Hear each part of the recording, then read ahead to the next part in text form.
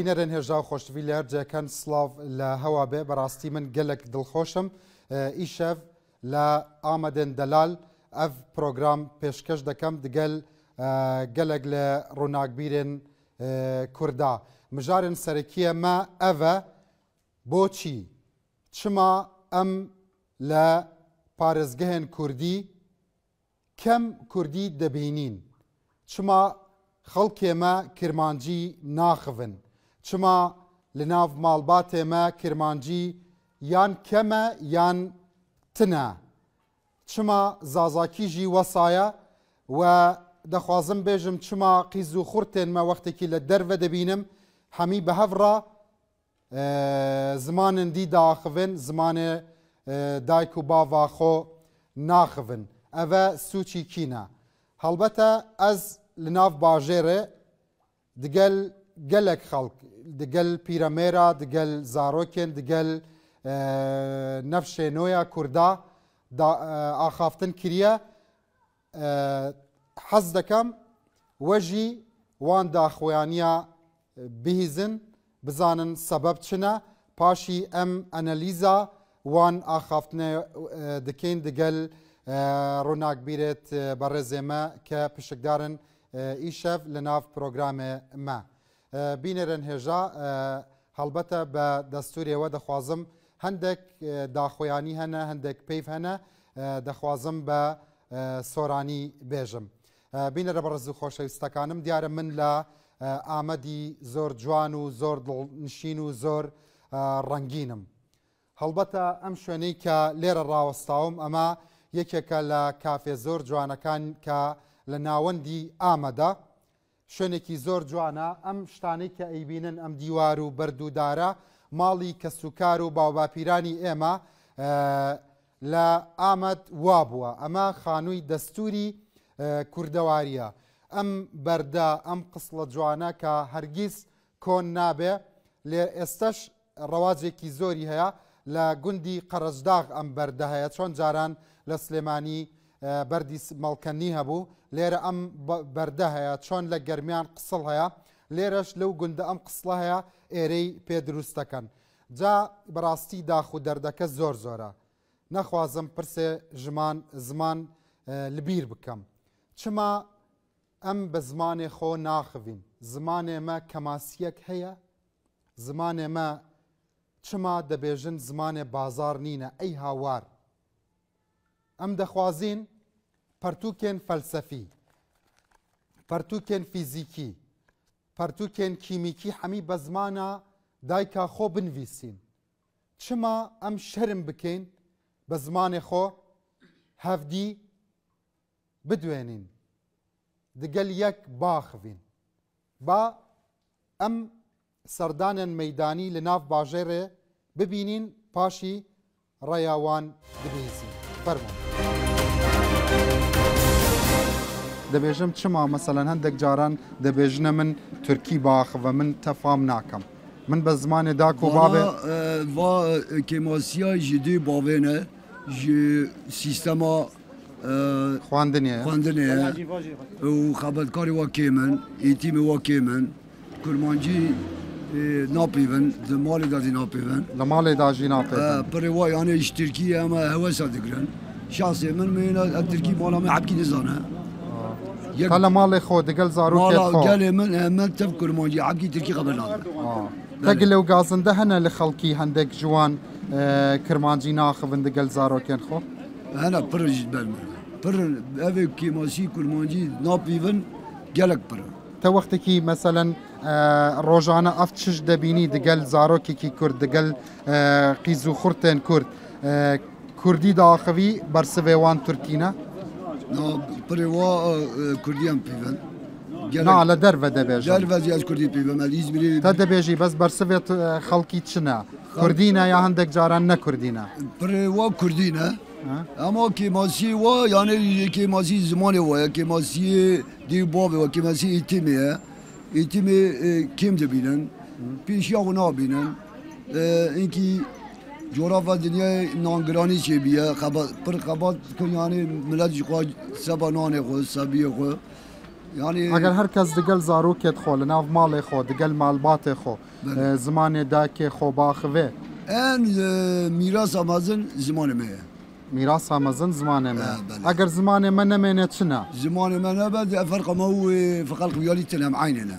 شو فرقه ياكي زمان خو انكار بك دين خو انكار بك وإنسانيتي خو انكار بك خود نعيساتك نوکه پروبلم کی سیاسی هنه خلق نکارن با نکاربن با کرمان دیبا سياسي مثلا نوکه تداخوی چه پروبلم هنه اولا جا لباسا ياكي بزمان خو جي قراني جي ظلمي نكار بخبر او معرف تنايا كيد ببرابه ياكي بزمان خو نكار جوابه بده ببيفه قارشي اول خو قوتين خو بيجي او انسان تنايا برمت تنايا انكي مازي من زمان تشوا تعريف تشوا بيناسي زمانت خود کی اول جا انا انسان كي واتا خوناوي تمام به زينيتاوي تمام به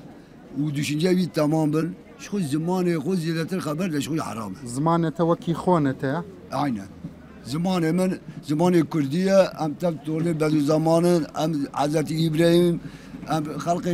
göçmenci Afganistan'a teş Tartaristan Bulgaristan ati alva din برای ati alva dibi İslamiyeti ve em tebtoli İslamiyeti بخم و روشة شيرين وخوشة aynen زمانه zamanı Kürdi قربانه تمام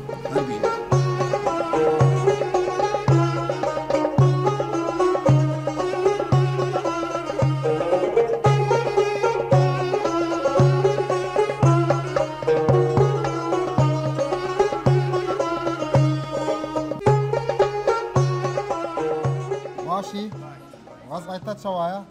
هرتش باشا باشه مالباته و شوايا باشه زاروك شوايا باشه نورماله نورماله چما نورماله چما نابجي پر باشا باشه لفر باش بچه خرابش مالباته ولا ماله زيادتر كردي داخبن يان بله زاروك جي زاروک جی ام جی چه دبیجی وان کسن که زاروک دوان نکارن زمان دا کوباب خو باخبن اوه کو ترکی خبردن ترکی خبردن اوه کرمانجی دمر کرمانجی خبردن اوه لازم حمیا زمان خو بزانن نه بله بله لا شو گره زانم وقتی که تدگل وان داخوی مثلا حمیا تفام دکن زاروکن کوچک قیزو خورتن اوه شو هم شو فهم بکلی لدروجی کمتر داخبن اوه بو ای ولا قبل كدارم مكتبي تلي عندك خبردن بكرمانجي ابي كدار المكتبه وابي كنار مكتبي نورمال خبردن مالي دار خبردن رد هذا خبردن اركن وين مزن شنا حتى كردي جبيرا وان نتشه مثلا دقل وان داخبن ای ولا او تدي إنسان قسمي زانه إسرائيل بيبناك إسرائيل خو بيبت كف بدورن عربتن بله عندك جوان مثلا من دبينم دبيجم صلاف نكارن برسفه من بدن اما بوا وصل او ancak Gabak'u insan ki ku tüm kurmacı haber ne tabii insan ne kare berşvata ne kare beden ne بس انه كبروبلم هنا مثلا وان كردي باخبن بروبلم نينا program nina ama eğer bakabtın eğer haber bilin na haber nadın belki ana haberdir belki ana haber nadın belki ana bir Türkiye skora haberdir غازنديتا نفس نو هنا غازنديتا قلو غازنديتا بيجي شما زمانه دايكو بابي خو ناخبن وان تشتا ولا bakabtın başa eğer haber bilin başa zamanı kumarı terk ne ki başa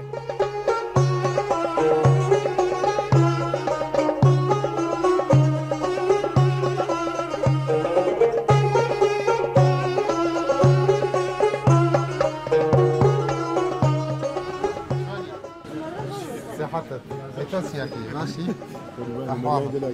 ماشي شلوني شلونن وقشتيارياتون انا والله ايه خوش آمده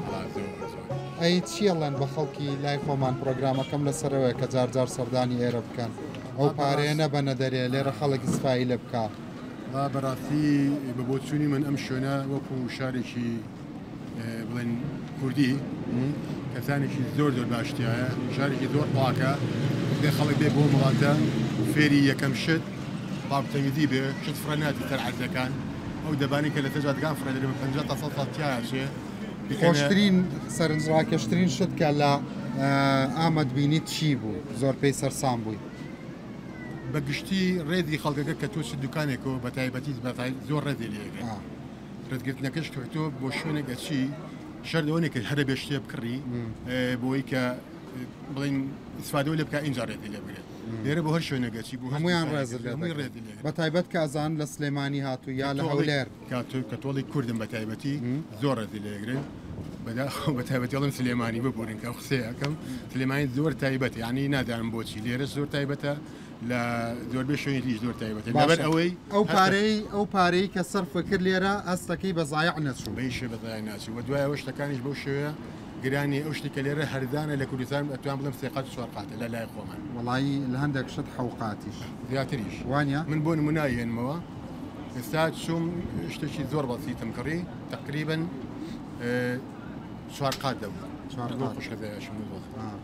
تۆ دڵخۆشی هاتوویتە تا ئامەد بەڵێ زۆر شارێکی زۆر دڵگیر و خۆشەوە ڕاستی ئەوەی پێویستێتی چەندەم جارتە دەی تقریبا بۆ تووشی ئەمە بۆ دیاربەکرد دووەم جارێن بەڵمان باشە هەندێک تێبینیت کرد بۆ نمونە لە زمانە هیچ کێشەیەکت هەیە ینی لێرە هیچ کێشەیەک نییە ئەمان خۆیان ینی بە کرمانجی قسە بکەی کرمانجی بەرسەبەدان بە سۆرانی قسە بکەی تێتەگەن هیچ کێشەیەک نییە ئێستا چۆن پێناسەی ئامە دەکەی بۆ ئەوانەی کە گوێیان لە تۆیە لەباری مامەڵەکردنی خەڵک لەگەڵێت لەباری زمانەوە وەکو ئاو نیشتیمانیەکی سلێمانی کە لێرە بینیمیت ئەوەی ڕاستی بێڵم لێرە بەڕاستی ینی ڕێدگرتنیان زۆر تایبەتە زۆر زۆریش لە هەموو بارەیەکە خواردنەکانی ئامەد خۆشن بەڕاستی خواردنیان ینی باوەڕکە کاک ڕنج من 6 مانگ لەوە پێش لێرە بووم ئەمە دووەم جارمە کە دوێنێ هاتووم 6 مانگ جارێک بێ بێم بەرە لەبەری سیاری شەوروپیم پێ باوەڕم پێ بکە خۆگری بووی ئالودەی ئامەد بووی بەڕاستی تۆش خەریکە ئالوداکە خاڵت منیش فێر کردووە هەموو 6 مانگ جارێک بێم لەگەڵ یا بۆ کوردستانی تورکیا بۆ تووشی باشە ئەی مناڵەکانت بۆ ئێرە ئەیان هێنیت بڕیارت داوە بۆ وان بۆ ئامەد بۆ دەرسیم پێشتر بۆ مێردین بۆ ئەستانبول وانە بردو من بەڵام مەگەروا بێت بڕیارم بێن بۆ شارە کوردیەکان لەگەڵیان نازیێت کە تۆ باسی ئەم هەموو شتە خۆشە بۆ منەکەن مناڵەکانە پێ و ناڵن بابە ئەی بۆ ئێمە بێ بەشەکەی ئینشەڵا بۆ ساڵی بۆ داهاتوو لە هاوین و ئەوانە احتیمالات بتوانین بە ئۆتۆمبیلی خۆمان بینە ئەم دیۆ هەندێک کەس دەبێژن مەسەلەن لەوێرێ زارۆکێن مە زمانێ داک و بابێ خۆ نازانن ئەوە چ باوەسایە؟ یابی ماکە یاساغێ نا نوکە مەسەلەن ئەگەر کەسێک کوردی باخەوێ مەسەلەن نوکەتە کوردی داخەوی من کوردی داخەوم پرۆبلمێک کا مەکتەبەی نە مەکتەب لە دەروێ مەکتەبژی مثلا پرۆبلمێک هەنە زارۆکێمە کوردی نزانن خودێ مثل لە فران بکان بپەیون دەروێ مەنون کاندن کورمانجی دەپەیون داخەفن تەقەیدن زێدەتر خەڵکێن بە تەمەنێمە بە عمرێمە دکارن یا باشتر کورمانجی دزان یا نەفشێ نوژی یا zaten بێچان مەکتەب تونە بێ ئۆقول تونە مەکتەب حالیلە زمان و تورکی کەتی کورمانجی و تورکی کەتی ناهاوە قارشمێش هەبوو یا لێ نەفشێن و گازندە و گلەیەتە لوان چنە مەسەلەن بزارێ خۆ ناخبن بە زمانی خۆ ناخبن یا و yanlış زمانی خۆ گەرە مەرواندا نەکەن ئەنا از کوردم نام تورکما بزۆری کوردما خۆدی تعالات کورد ئۆڕاق چێکردمێ باشە نوەڕەیە بەلێ ئاستی خوشی واندا ناکەم باێ من کورد و کاڵی من کورد ئەچی کوردم مەزنێت مە دەگەل زارۆکێن خۆ کوردی داخبن ئەرێ چما لە دەرڤە مەسەلەن زارۆکێن من نابینم کوردی باخبن بە هەڤرا بەهڤرا خودێ گەلێکی جیا ئەم داخفین ئەم لیز دەبوون ئەم لیز دەبوون ماڵێ خۆ تە بۆ خۆ دەگەل زارۆکێت خۆ داخوی کوردی داخوی ماڵی مەکە تورکێتون تو کوردی کوردی هەرێ وەلە گوندەوارێ یان لە ناو شارژی ناو شار تورکیش دەپەیوانە داخفانە سوچێکینە ئەوە سوچێ داکوباب ئەرێ سوژێ دێ باوەیە دێ باو زارۆکی خۆ چاوی یەتشمیش بکە مزبك او يا يتعلمه مثلا وقتك يتلا آمده لوانه دقل زاروكي كي كرد دقل نفس نوع جوانه كي كرد كردي داخلي برسبه وان هندك جار تركين انا اي وري هرجك جاران تد بيجي وان براي من شما وصى برسبه من ددي انا ابي وانا كنت دار مكتبي جي زمان تركي دخوينين مكتبي ما تركية كل ما جيت عرب هي زازا هي حز زمان سربسته كل ما جينا سربسته لا لي زازاكي جي هم زازاكي ناخفن شما يعني مكتبه ويشتنه يعني نسر بس ده شد بيجي خلقي سليماني خلقي حوليره شوا وان دعوته دكي حتى بين سردانه وبكن لفيرت شتي وبكرن اري وخلق ورا ام حفظ ببيني خوشعه يعني خلقي كدره خلقي سليماني هولير دهو كردي مني حقيقي كل ما جاي حقيقي جي وان سري منه ايه سختنا هذه بخاطري بري 100 كهر حافظ ساختجي هنا ساختجي قالك انا هن بابا خويا معاي سختم كان بيدري باشا تشافي تماجكم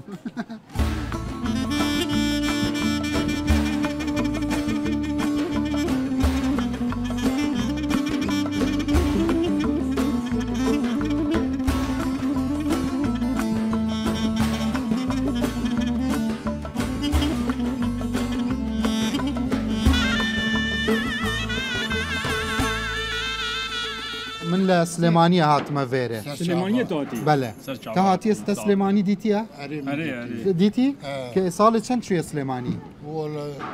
چند سال بري ازروكي شومه جاركي شومه اجا تجكيري واتبي ام بري هذن ام جج ادم وهوانه وام جج كرمانجه ام جج كرمانجه gerek ayrı gayri dinav mezat. Çi jibîrata maye li Slêmanî? Hew mirin may mirin. Na çi jibîrata maye ev demî te çûye Slêmanî? Vallahi in gedekî min wê derê bû eçûmî ziyaretiya wî ez vegeriyam yani navdan nesekinî ma. Nesekinî. Çi dibêjiya xelkî Slêmanî li vêrê? Te dibînin. Vallahi ay bu kurmancî bi min re daxivin. Kurmancî. Ya Süleymanî jî pir bi Tirkî xeber nadin. Ba Kurdî daxivin. Kurdî daxivin. Îca em jî qarşî. Ev dilê te xweş bû wextekê te dibînî li Hewlêr û Slêmanî û hemiya Kurdî daxivin? Ya qene zimanê merû be mera zane. Îca gelek zimanê mera nizane. Te hez dike hemiya خلق لفيري لمالباتي وجي وكي سليماني وكي هوليري حميا بزمانة داي وبابي خوب باخفن اري ادخوازم دخوازي ادخوازم كات تشتقش فنا مرو نابا تشتقش فنا مرو نابا سوچي كينا كردي وصايا والله سوچ ازانم سوچ دي بابي وانا اولوي چی دبیجی دای و بابت کردا ل مردینه ل دیار بکره چه دبیجی وان gerek vana giş terbiye bebe gerek terbiye bebe gerek zane be yani tüyro şuyu okulu tübuyu merifki mezun işte derketiye gerek tüve reşa kuvan neki yani tüyro buyu doktor em bebeji doktor acı kurmancı tünabe tücmurabe Kürdi haber verdi diye gerek Türkiye haber verdi Egavet Türkiye haber verdi acı gerek Türkiye cevap edim te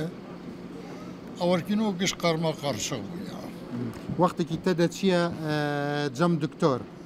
به کردی بحثا درد خودکی دکتر کردا به ترکی برسویت دا نه والله از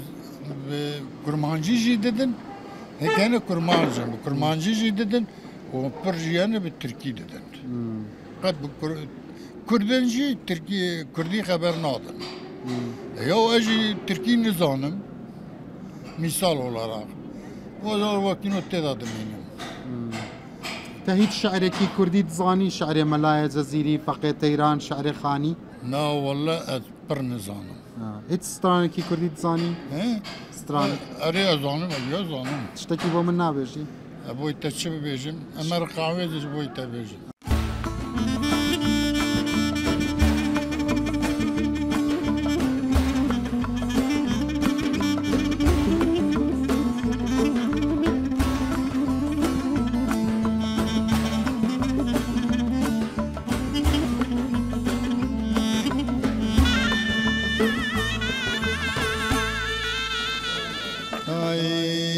درابي كوكا منا غوزلان كسورالي في عربان سريلي كبوكا خراري بخاطي سيفناتي بوبوسيني لبستو حفظ خانمي مدير كراب ورجارين الرينون المسكيني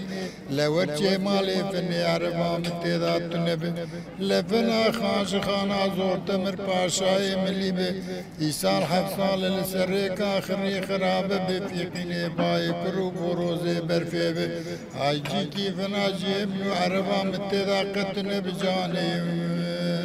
اگر من کرمانجی با خفم جنابته زازاکی دکاری برسوه من بده شما؟ زازاکی برسوه من بده اه. لناف زازاکی جی پروبلمه کی دی جی هنه وقتی کی دگلوان داخوی زازاکی برسو نادن اوه سوچی کینه اوه تأثیر چنه شو؟ وقتی کی دگل زاروک دگل نفشه نو دگل جوانن می زازاکی داخوی برسوه دوان نه زازاکیه اوه بو benzemiş öbürünü bana mesela Zazaki Etya mesela Egil Aya Süerek mesela benzemiş öbürünü ben şifreyin beni ayrı bazı maçı tufum liken ana ma bana orijinal ana ma ana Bingöl'e orijinal yo Zazaki داكوبا بوان سوت شنا مثلا افا daki day بله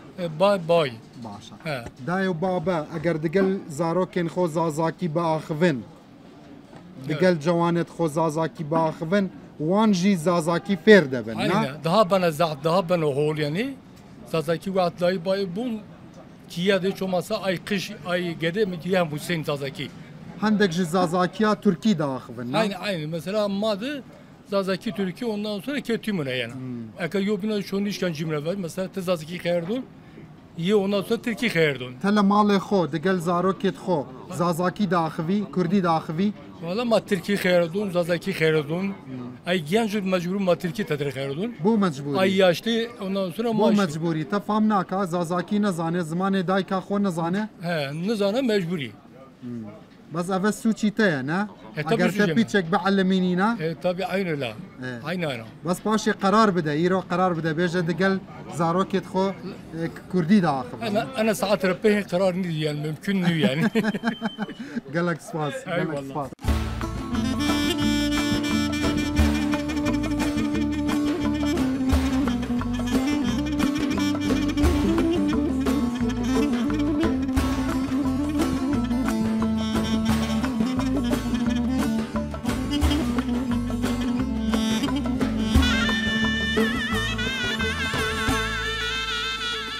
گلی دایک و باوین کرد ام جبیر نکن زمان ما رومتا مایه زمان ما هبونا مایه زمان ما خبونا مایه جبر وی چنده ام براستی جی بزاروکین خورا کردی باخبن ام کردی هینی وابکن ام چیروک کردی جوان را ببیجن ام لکولانان لهر دره کو جیان ل کردی سرور بکن اگر ام وسان نکن زاروک ما کردی نه آخبن باور بکن امی کردبونا خواجش بیر بکن زمان لجمتا چنه شوا پیناسه زمان دکی بله ما موسى زمان بری هر تشتی وکی شیر دایکه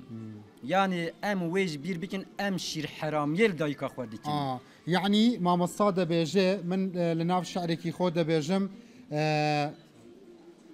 وكي هفن شيرو زمان داية وكي هفن شيرو زمان يكجبو لاشا يكجبو جيان بله وصايا بله aynı vasa yani تذكاري جلك بيناسان بكي زمان لاشه زمان جيانه زمان هشمنديه زمان بيره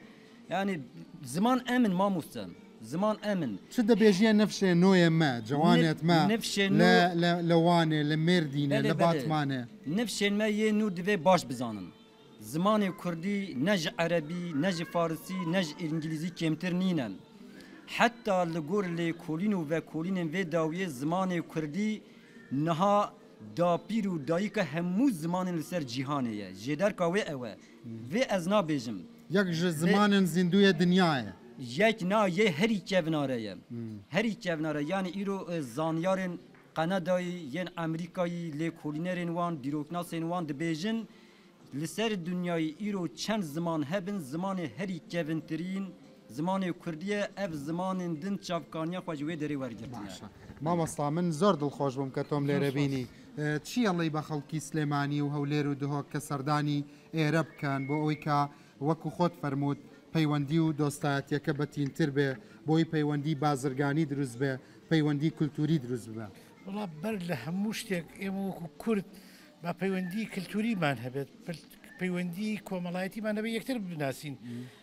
سەیرە مەسەلەن من پێم سەیرە مەسەلەن کابرایەک لە ئامەد نەزانێت چی لە هەورامان هەیە هەورامیەک نەزانێت مەسەن چی لە ئامەت هەیە سلێمانە یەک نەزانێت جوولەمێر کوێ بە ئەم ئێمە سەرەتا ئەم تێکەڵی هەبێت من تەسەڵکە زازاکی و هەورامەکەی خۆمان ئاوان کام درگایانە کرانەوە کاکە ڕەنج وردە وردە من تەسەورەکەم بازرگانیشی بەدوایێت ڕەنگە زۆر شتی تر بێتە پێشەوە.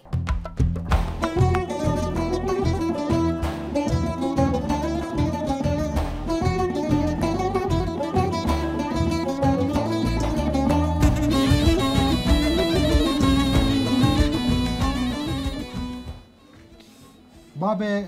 وێ خەبات دەکا یان تەژی ئالیکاریەوان دەکەی کورمانجی ئالیکاریەکی دەکەمە باوی بابێ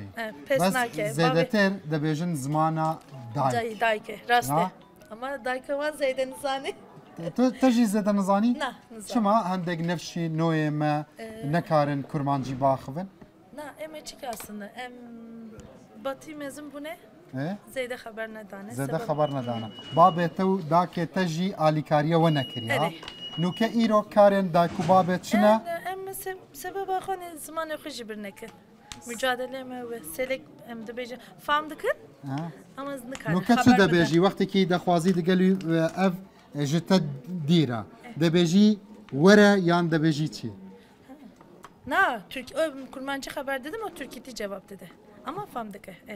بەس نوکە ئەڤە نە لە مەدرسەیە چما زمانی خۆ نزانێ سبب جاوی جنکی جاوی خبر ناده جاوی خبر ناده بابەوید وێ لەهین ئەوژی خوشکاوی مەزنشی هین تورکیتی بابی خبر ناده خوشکت خۆ کورمانجی داخەوی یان خوشکاوی دا زێدە کورمانجی نا تا دگەل خوشک و برایەت خۆ کورمانجی تورکی تورکی نەکارن نزانن زێدە یعنی نزانن بابێتە دگەلوە ناوانە ماڵدە کورمانجی خەبەر دەدەن کورمانجی خەبەر دەدەن لێ تەژی تورکی بەرسەف دەدەین جاردە هەندامە کورمانجی خەبەر دەدەن ئەم تورکیتی جواب دەدەن ئەوە تورکی جواب دەدەن کورمانجی زارۆکی تەژی ئیرۆ وەسایەنە تە هەندێک جاران کوردی بابێ وێ بابێ وێ کوردی زارۆک بەرسەف چنە نا تورکیتی جواب دەدەن تە هیچ شعرێکی کوردی نزانی شعرك بيفكي كردي تشتاك ها؟ لا هوانو ميوان ما ابدها زيد زاني هنرمند ما زيدتر نفس شنو كي جان قهداري دكي كي جان حج دكي تركي زيدتر يا كردي؟ لا كردي كردي؟ وكي كي ذكاري نافيك جوان بيجي مثلا ميم ارادات فلان دوك نوكا جبيراتني نا؟ نا دقل زاروكي تخو کرمانجی باخبن چه دەبێژیەوان نەسیحەتە تەژ بۆ خەڵک چنە یا چیکە سادەجە یعنی بەلکە جامێ باێ مێژێ me ısrar nekirine sebebem em hani ez pir üzülmüştüm ama deste min nay ez mesela xo xeber dedin ez bayo xeber dedin ez evi fam nakim hani belirli kısım fam dikim davi nokete hatiye malê deng bêjan stranê kurdî guhdarî dike strana ji bo te problem nîne hemiya fam dike زێدە نا خۆشم دچێ ڕاستی تشتێکی نەباشە چەندێکی بسەکەنە ئەس تەخمین دکم کوردی وەرە بیرکردن قەدەر 25 ساڵ شوندا سەرۆیەکی گەرە دایک و بابێ مە هەمووی کوردی خەبەردن زارکی خۆلا چ دەبێژێ دایک و بابان کە نوکەتە گۆداری دەکەن تە دەبینن لە ڕووداوێ وەڵێ ئەس هەانێ خواستنامەوە ماڵی خۆدا کوردی خەبەردن کوردی ژینە خو بەردەوام بکەن ئەمێن سەر کوردی من نەسێکنە وەرە بیرکردن وەکی زازاکی ئەس تەخمین دکم 5 ساڵ ئەوڵ من جیکیدا خوند دەبێ حتانی 20 ساڵە زازاکی ئەمێن نەبێ eğitim ana dilde eğitim de benle ne be yuvarı bir kırın muhatri Kurdice sab ve hedi validiçe naha ser malbata xo beşim hem که منی مزن او کچکش که یا کچا برای منی مزنه چه خواهی که من ویرا کردی خبر دیجی مالی خانم وینه کردی خبر ناده سروی کی تبیر کردنی هدی برای گرینگ او که زحمت تا دقل برایت خو کردی داخوی دای که تا دقل تا کردی تو خبر دارم مالی دا کردی خبر دن ما زارق و نمالی جی بابی خود امین مزنی مرا همیشه را کردی خبر دن لی جا کنتین آمده تو وقتی داشتی زوار ترکی نو کتا گوت ام بچینه مال دنگ بیجان اری گلک باشه بخیراتی به هفرا بچین مال دنگ بیجان ببینن کی جان ستران بیج لوی داره فرمو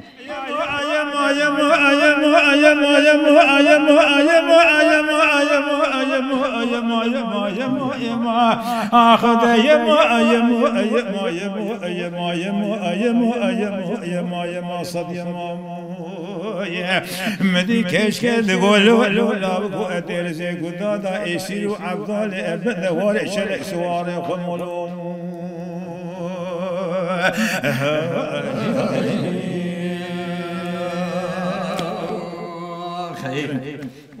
دلال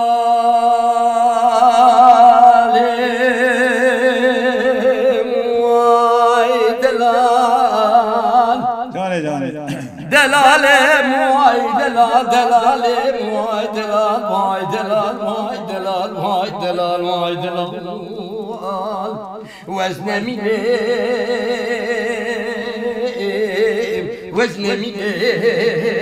وزن ميلي لو دبريشون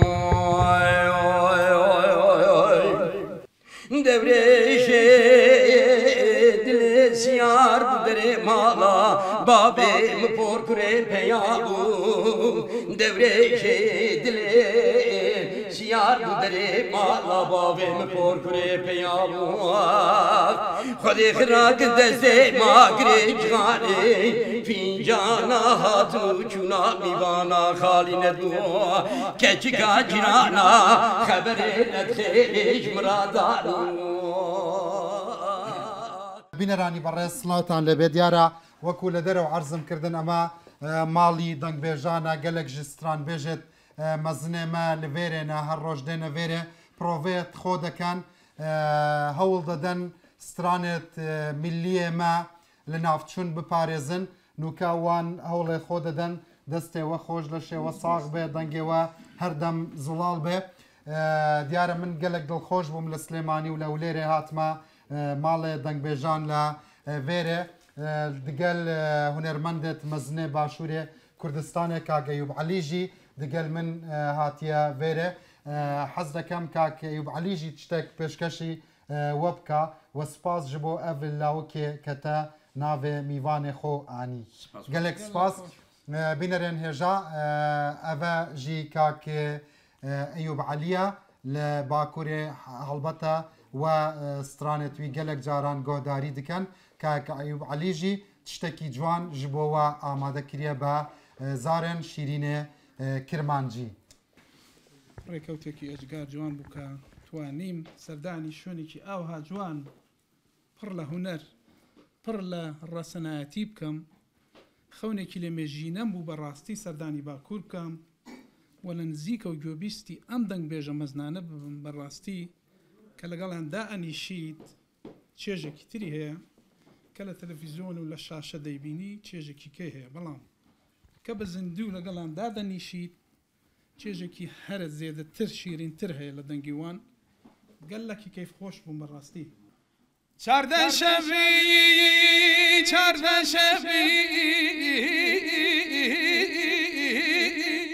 هەیڤۆن چرا تشيه هالقر سفك سفك ورا ورا بري بمرم ورا ورا ورا يا ري زد البودي ببين برايا يا يا تو تو نذي نذي كواكدي صبرا ذلا مثير نذي ئیرۆ من دیت لە وێرێ لە ئامەدێ لە وانێ لە مردینه نفشێنۆیە کووردا نەکارن بە زمانێدا کێخۆ باخبن ئەvە پرۆبلمێکی پڕ مەزنە نەوەسایە مامۆستا ئەvە سوچی کینە مامۆستا چما ئەوان نەکارن وەکی هونەرمەندێکی مێرەکەی دەنگبێژ مێرەکەی هونەرمەند گەرەکی بە زمانی خۆ بە زمانی دایکە خۆ قسە بکە هەم خۆی هەم بە ماڵە خۆدا و ئەvێژ مەزنی مەداتە مێدانیان هەدا مەزنێ ئەمە سوچێت وانە وایە سوژێ ئەزیرۆ بە کوردی منداڵی خۆدا قسە نەکەم و وا پێوی کوردی نەکەم منداڵی مسمیرا ترکی و عەرەبی خەبەر بدەست وانە گازندەی وە هەنە لە نەفشێنۆیە خۆ کە ئەم بخوازن ئەوان گەنجێ دەما ئاناین bi zimanê dayîkê bira xeber din bipeyvin bi zimanê dayîkê ji van hunermend û strana bêjin niha bira ev stran û ev degbêjî bira neqede ev ya daxwaziya me ji gêncî مەترسی لەسەر ev ستایلێت ev şêweyên ke we stran dibêjin hene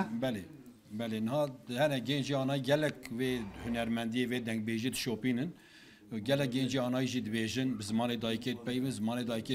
bes kem e ne belê هەندکە نەزێدە تەژی وەسایە Giş aynıye mamusa jivran ne salbere elvir ber persyan bu. Hatta me destur da dengeş ki hevale me kelam dugo medi çar hepke çatın. Var menaver go amca söyle bize türkü söylesin. Mugo kızım türkü değil. Hem kelam dibejin. Hunjiki derini go amca Ahmed'ini. Ey hun çuma Kurdi naxivin go am Kurdi nizan. Ey mugo emji bi Kurdi dibe. Mugo peki sibe qadara ve vebu vel Anadolu hun zevci. Hun bejin ki emji Ahmed'in u am bi Kurdi nizan. Viya ne kemani ki mezin go valla varay go suje dev bave me. سوچه دایو بابه نوکه للروداوه لأمل آمدینه روداو لآمده نوکه ل اگر بره خوب ده کامریت ما چه دبیجیه داکوبابه ما کردا لآمده لبیت لیسه لدیار بکره لهر جهه کی لدرسیمه لجول مرگه چه دبیجیه وان دلخوازیا me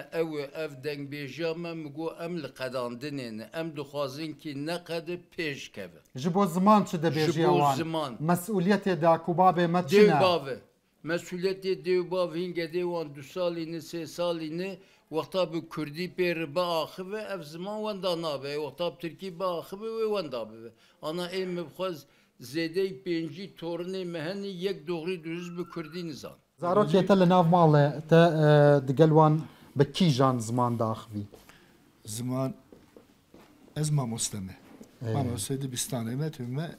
emeklî me min zimanê xwe min jî dayika wan bi heta ku neçûn dibistanê me bi Kurdî ban re didan me digo bira hînî zimanê dew bavê xwe bivin ku nesa xwe ji bîr nekin ve gelek feqat awê ku hevala got راسته دو باوی ما مراقبه ده لی اما اساسی گره زمان کرمانجی به زمان فرمی دویستانه به قبول کردن گره دولت به حتی زمان چی زمان ده براز به که دویستانه نه به زمان فرمی به قانون نه که ناوه نوکا ما مستاد کاری دگل زاروکا لناو مدرسه به زارو زمان کرمانجی باخوه Yasak işte. Gere ev be zamanı fermi devlet ve iznat bide. Yasak. Veki mamostayı ki Kürt çi debêjiye wan kesî ke tewhîn ke sukayetî dekin be zimanê me dibêjin ev zimanê gundiya ye ne zimanê şare. Te ev qebûl dikî? Ev nizam wisa dibêjin. Ez bi xwe xelkê diye bikime. مدرسه دا جم خواندیه فقیتی کریم دوام ولا اپرا چوم دبستانه گنده منوی نزی هوا بارنیمه نزی منه حرفک به ترکی گنده ما و دورما جی منظم بود به ترکی منظم بود دبستان چه بو ام چون دبستانه به مملی مدگرتن دو را و رونه قال otur bu kapı yani deri pencere şivak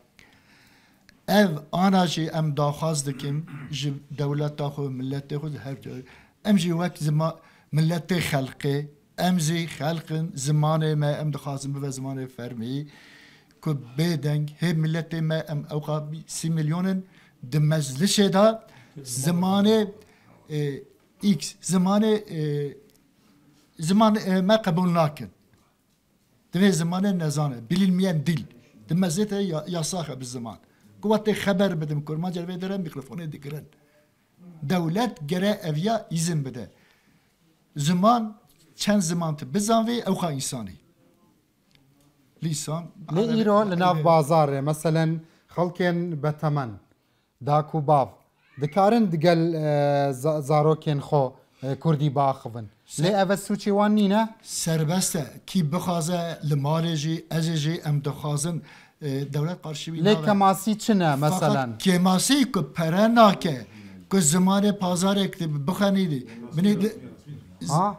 نه زمان روزانه مثلا نو كتب چي بازار نكاري بيجي پنير بچنده نكاري بيجي دوشاو بچنده سربسته دزانم زمان كردي كماسي هيا كي جان چشت هن لناف بازاره نكاري بزمان كردي تعبير بكي چشتك هنا حميا دكاري ها دكاري سربسته كواتا كماسي چنا كماسي جبو خويا جبو هي كود بازار دا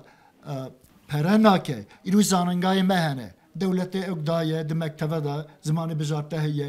د آرتون انیورسیتی دیجی انیورسیتی اب خود چون من است زمان گرتیا که بدبستان ببم ما مستدرسوان بدم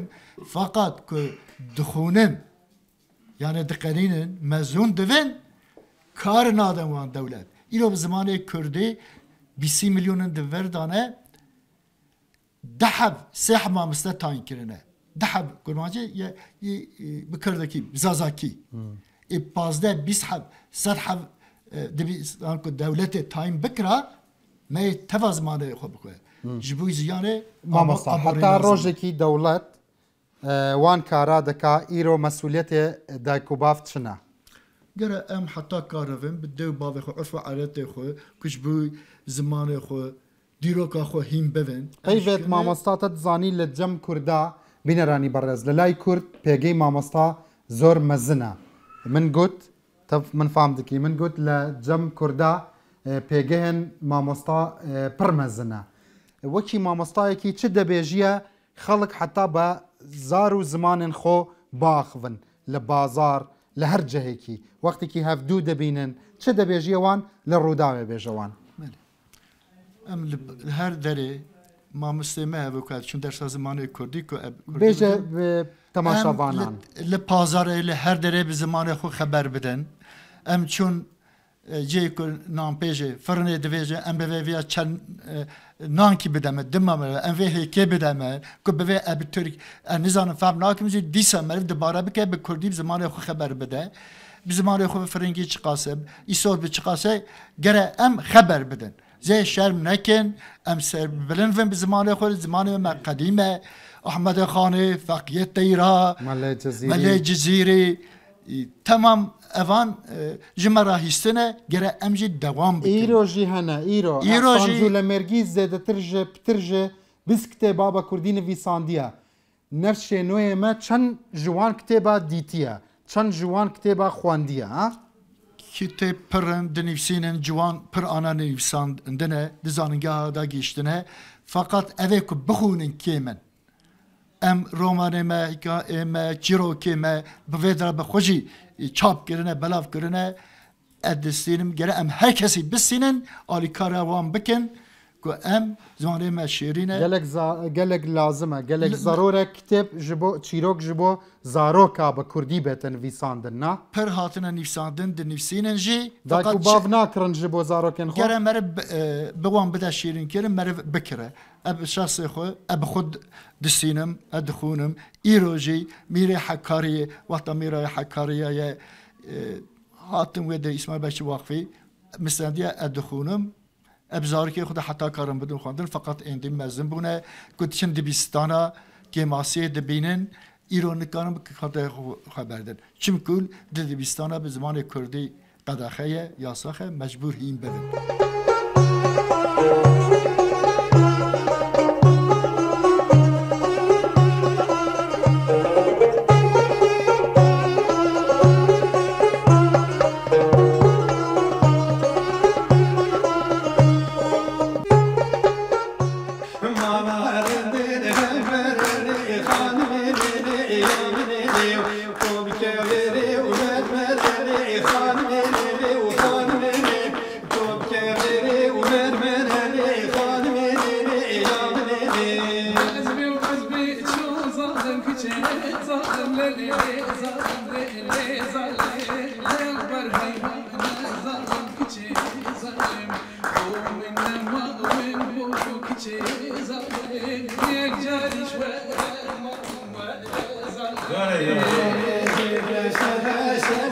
رشاني خانميني وخانميني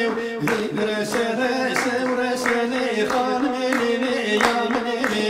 نابي رندي رشاني خانميني وخانميني نابي ياري رشاني خانميني وخانميني نامجنا ياري خشاني خانميني وخانميني بجنا ياري خشاني خانميني يا منيني حين دري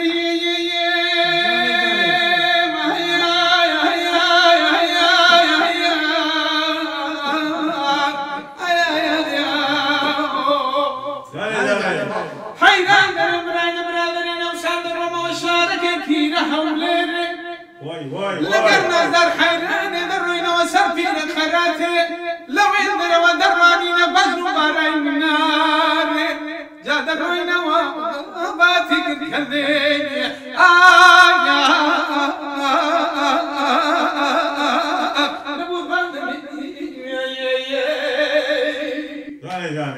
حيران منطقيها بارك فيك جيه بابو كلمنا او مسكنا بايت زمنا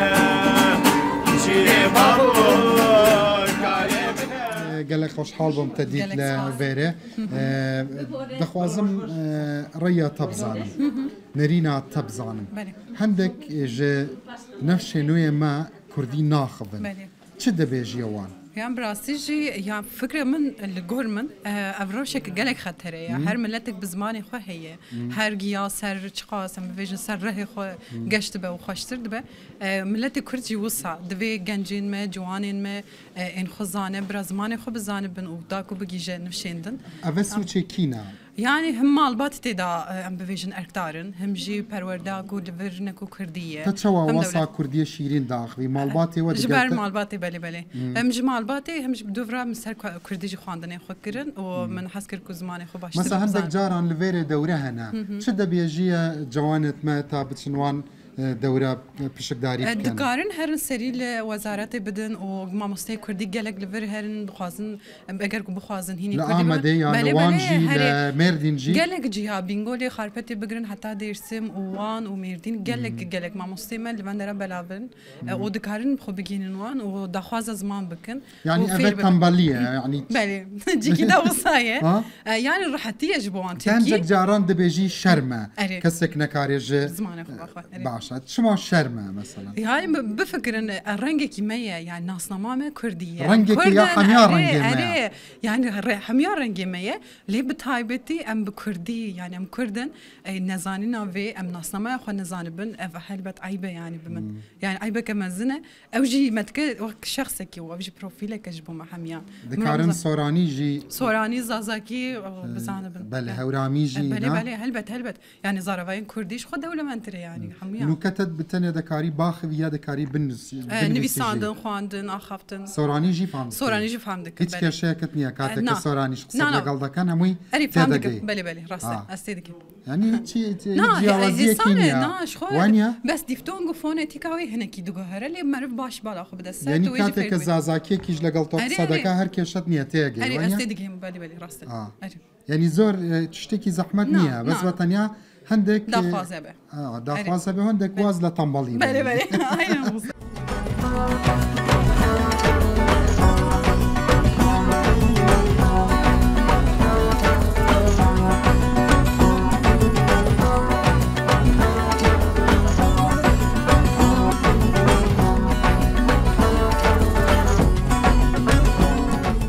افجلكا كردي دديره كي جان موديل جان موديل ريبدك شو موديل از انا ريت ابدم نافي وي موديل شنا جولم شالو شابك بجنوان بله شالو شافك شافه تماز دكم من جي دخوازم سرچاوا كرديه تبر خوشه بري هر تشتكي عندك جاران كردي لفير نوكي كرديه روشنه evet شما بوچی جبوچی ناوا ترکیه دانن زمان ترکیه به ترکیه نه وری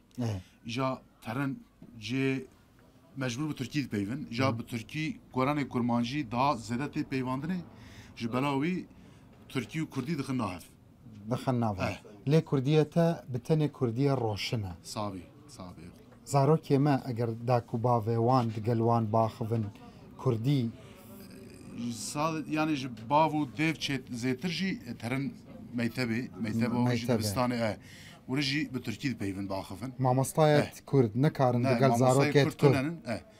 mamostayê Kurd tunenin ji bela wî Tirkî dipeyvin û Tirkî û Kurdî dixin lê gelek Kurdê me xwendivana xwendivane bi zimanê Tirkî dixwin ama ew tiştahî بس ne zehmet te çawa dekarî wan jî dikarin herkes tabi dest wan dayî ji ku hewkî xwe bidin ser ew ê Kurdiya xwe daha çêtir bikin dekanê til nav malê xwe nav malê xwe nav malê xwe Kurdî daxivî nav malê xwe Kurdî dayî zaten diya min bîrka min Tirkî nizanin Tirkî nizanin deyata nizanin zarokan digel zarokan jî Kurdî daxivin zarokan Kurdî bersiv deden yan Tirkî حتی نه دست به دبستانی نکن ترکی نزانه زاروک جوریه مه. کو دست به دبستانی کرد سنفا. دکارن نه کرد ترکی نه حرامه. لی دکارن ترکی جی بزانن. زمان نه حرامه. نه حرامه زمان قش ایمنن. سر زمان دا بندستی حرامه. بندستی حرامه. یعنی. اگر تو زمان خود تیخی سر زمانه که گله کدن سرویس ده تربی که بیش زمان من پیوست تو تنیوی با آخفی. Yani mele haramiye zebi ki de Kur'an'a piroz daşı nivisan diye her gel gori zamanı dahi kavga gerike bakıp. خدای مزن دبیجه و جعلناكم شعوبا وقبائلا لتعارفوا ام و بقبيله وزمان جدات خلقانديه حتى هفدو ناس بكن ناس بس سوچه مجي هنا اگر ام دقل زاروكيت خو دقل كچكا خو کوردی باخوین وان جی دکارن کوردی باخوین برسوه مبدن نه ماماستا؟ برا اجتر تزویه ببیشم آخافتنا مالباتن کردی گل کرد همود مال خود کردی داخفه ev yani tu bibêjî naxife naxwe perwerde nekirine milê Kurdî de lê li bazar jî li bazar jî mesela çi hene milê bazirganiyê de ev kurda çi dibêjin milê bazirganiyê de ne dixwazim tiştekî bêjme biraya me zinêxwe çi ştek hene li nav dûkanê te belê bi Kurdî nekarî bêjî hemû nikarim Kurdî bibêjim bes hene erê Kurdî navê wî heye navê wî heye navê ev hene ev jî dezûwa Kurdî heye hemî heye çima dibêjin ne zimanê bazara bi tenê zimanê mala na zimanê bazirganiyê jî Kurdî ye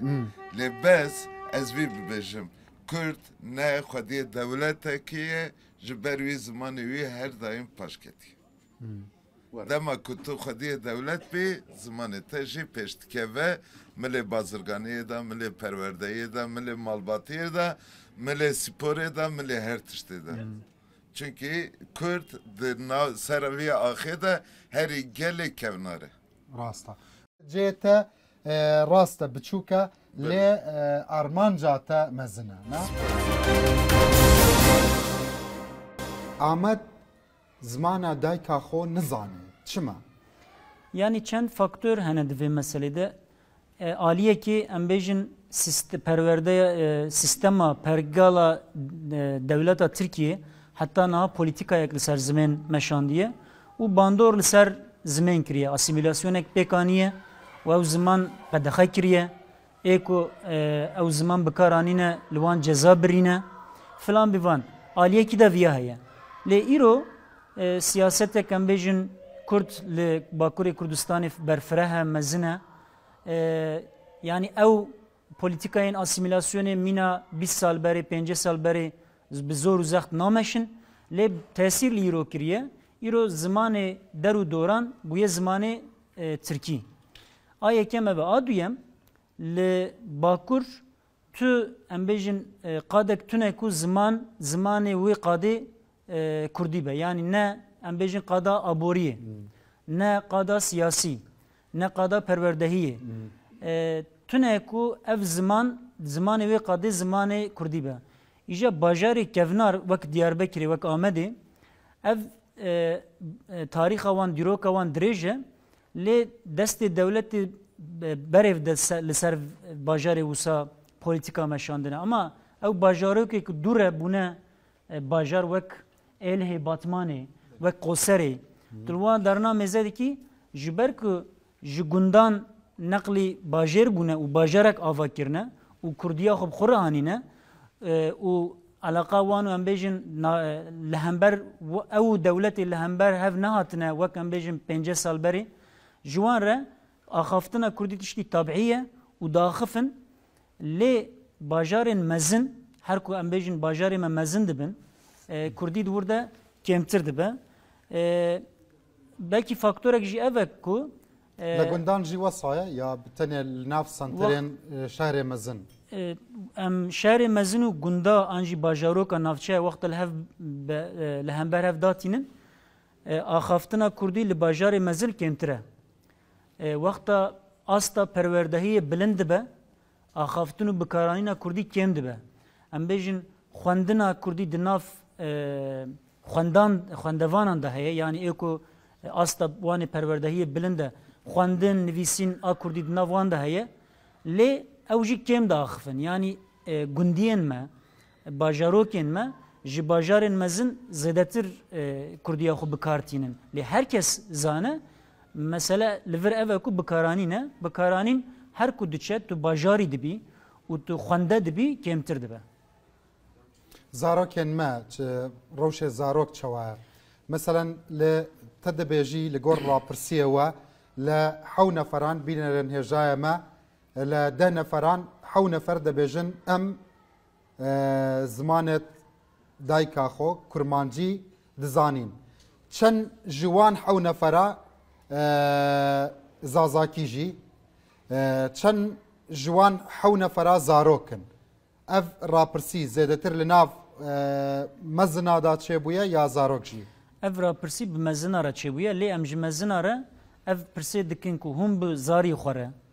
ê ku xwedî zarokin em ji wan re dipirsin hûn bi dêw bavê xwe re kîjan zimanî bi çi qasî bikartînin ji sedî sî dibêje ku ez bi dêw bavê xwe re sedî sed kurdî daxifin lê em ji wan dipirsin pekî hûn bi zarî xwe re çi qas kurdî daxifin tenê ji sed kesî neh kes dibêje axaftina min û zarokê min sedî sed kurdiye yani ji sed kesî ji sed kurdî siyê wan bi dêw bavê xwe re em bêjin ê ku temenê min de ne siyê wan bi dêw bavê xwe re sedî sed kurdî daxifin lê tenê nehê wan bi zarê xwe re sedî sed kurdî daxifin yani ji sed kesî nod kes bi zarê xwe re kurdî naxifin îja ev neh kes kî ne ev neh kes ne ku neh kesê bajarî ne dîsa bajarokin gundî ne wan kurdî daxivin bi kîjan sebebê kurdî daxivin wan naxivin sebeb çi ne yani wexta ku zarok em bêjin li navçeyek piçûk li qadek piçûk li gundekî tê dunyayê ji xwe zimanê wira hîn em bêjin bazar sîstema dewletê zêde negîştiye wir û hîn wek ciyekî tebî maye ji dêw bavê xwe de kurdî daxifin wan kesên ke di bersivê we da dibêjin em zimanê kurdî nizanîn hestê wan ihsasê wan rûyê wan çawa bû şerm dikin yan şanazî dikin îro li Bakurê Kurdistanê li nav Kurdên ku li Bakur dijîn an jî rojava koçî rojava Tirkiye kirine ê ku Kurdiya xwe nizanin jî ji ber vê meselê kêmasî yani kêmasiyekê xwe de dibînin dibêjin ev kêmasiyek e çima hûn naxifîne hinek em ê temenê wan em bêjin nêzî pênceyî şêstî dibêjin wela me koç kir li vir qedexe bû me nexwest zirar were zariyê me xelkên Amedê xelkên Rûhayê xelkên Wanê xelkên Mêrdînê wan dibêjim el vir jî dibêjin dêw bavê me em hînî zimên nekirin ji ber vê yekî em jî lê negeriyan ji xwe tune bû jî em hînî zimên nebûn lê wexta tu dixwazî tu ji wan dipirsî hûn dixwazin zimanê Kurdî hûn çawa dibêjin hûn hîn bibin an jî zimanê we bibe zimanekî fermî ve çaxê evek rêjeyek bilind viya dixwazin ê ku Kurdî nizanin jî dixwazin zimanê wan di sîstema perwerdehiyê de di em bêjin yasayên Tirkiyeyê de bibe fermî were bikaranîn yani kêmasiyekê dibînin ji ber vê yekê dêw bavê xwe sucdar dibînin جبر في مسألة شرم جي ديكن لي آخافتن و بكارانين جي هيجي كيمتر دبا هر كدوشة كيمتر جي دبا باشا ما مصطا وكي كسكي ك برانيا جيانيتا جبو خدمت كرنا زمان كردي بويا اگر روج لفيري وصايا كما مصطاد بيجي اگر وان دا خويانية خلق دقور الرابرسية وان دا نحنجتا شما لباكوري كردين ما باكور لدياسبوراي كردي ناخفن هندك دقل زاروكن خو نو الدياسبورا والولات جهاف جودانه إجا لفر شما كردي ناخفن دوه مرر پرورده بنيره دولة تركيا دسري ده كردي قدخا كريه و دو alternatif ده پیشیا کرده یا اوه کرد زارو که خود نشین دبستانان خوندن و نفساندن این نبن و یانجی اوه هرن آسیمله ببن در ویا ری که دن متوت گن نیشتیه کرد جی دسکنن دوه زارو که وان بخینن دوه هرن دبستانه دوه جوان را پیشروج لازمه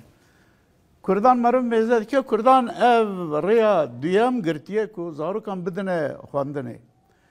ایجا چما کردی نه پیون لولات چند صده منه یک جه تنینه یک اف قدخه سره دو که دبجن زاروک دوه مزم ببه دوه هر دبستانه دوه بخوینه دوه مزم ببه دوه کار بکه ببه خودی پیشه ببه خودی مسلک یک جه اوه دو کردی دا اف تونه دمان نچه ترکی نخوینه نچه دبستانه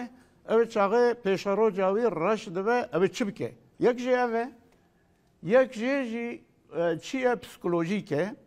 پسیکولوژیک پر ایوانج گندان باجارین بچوک هاتنا باجر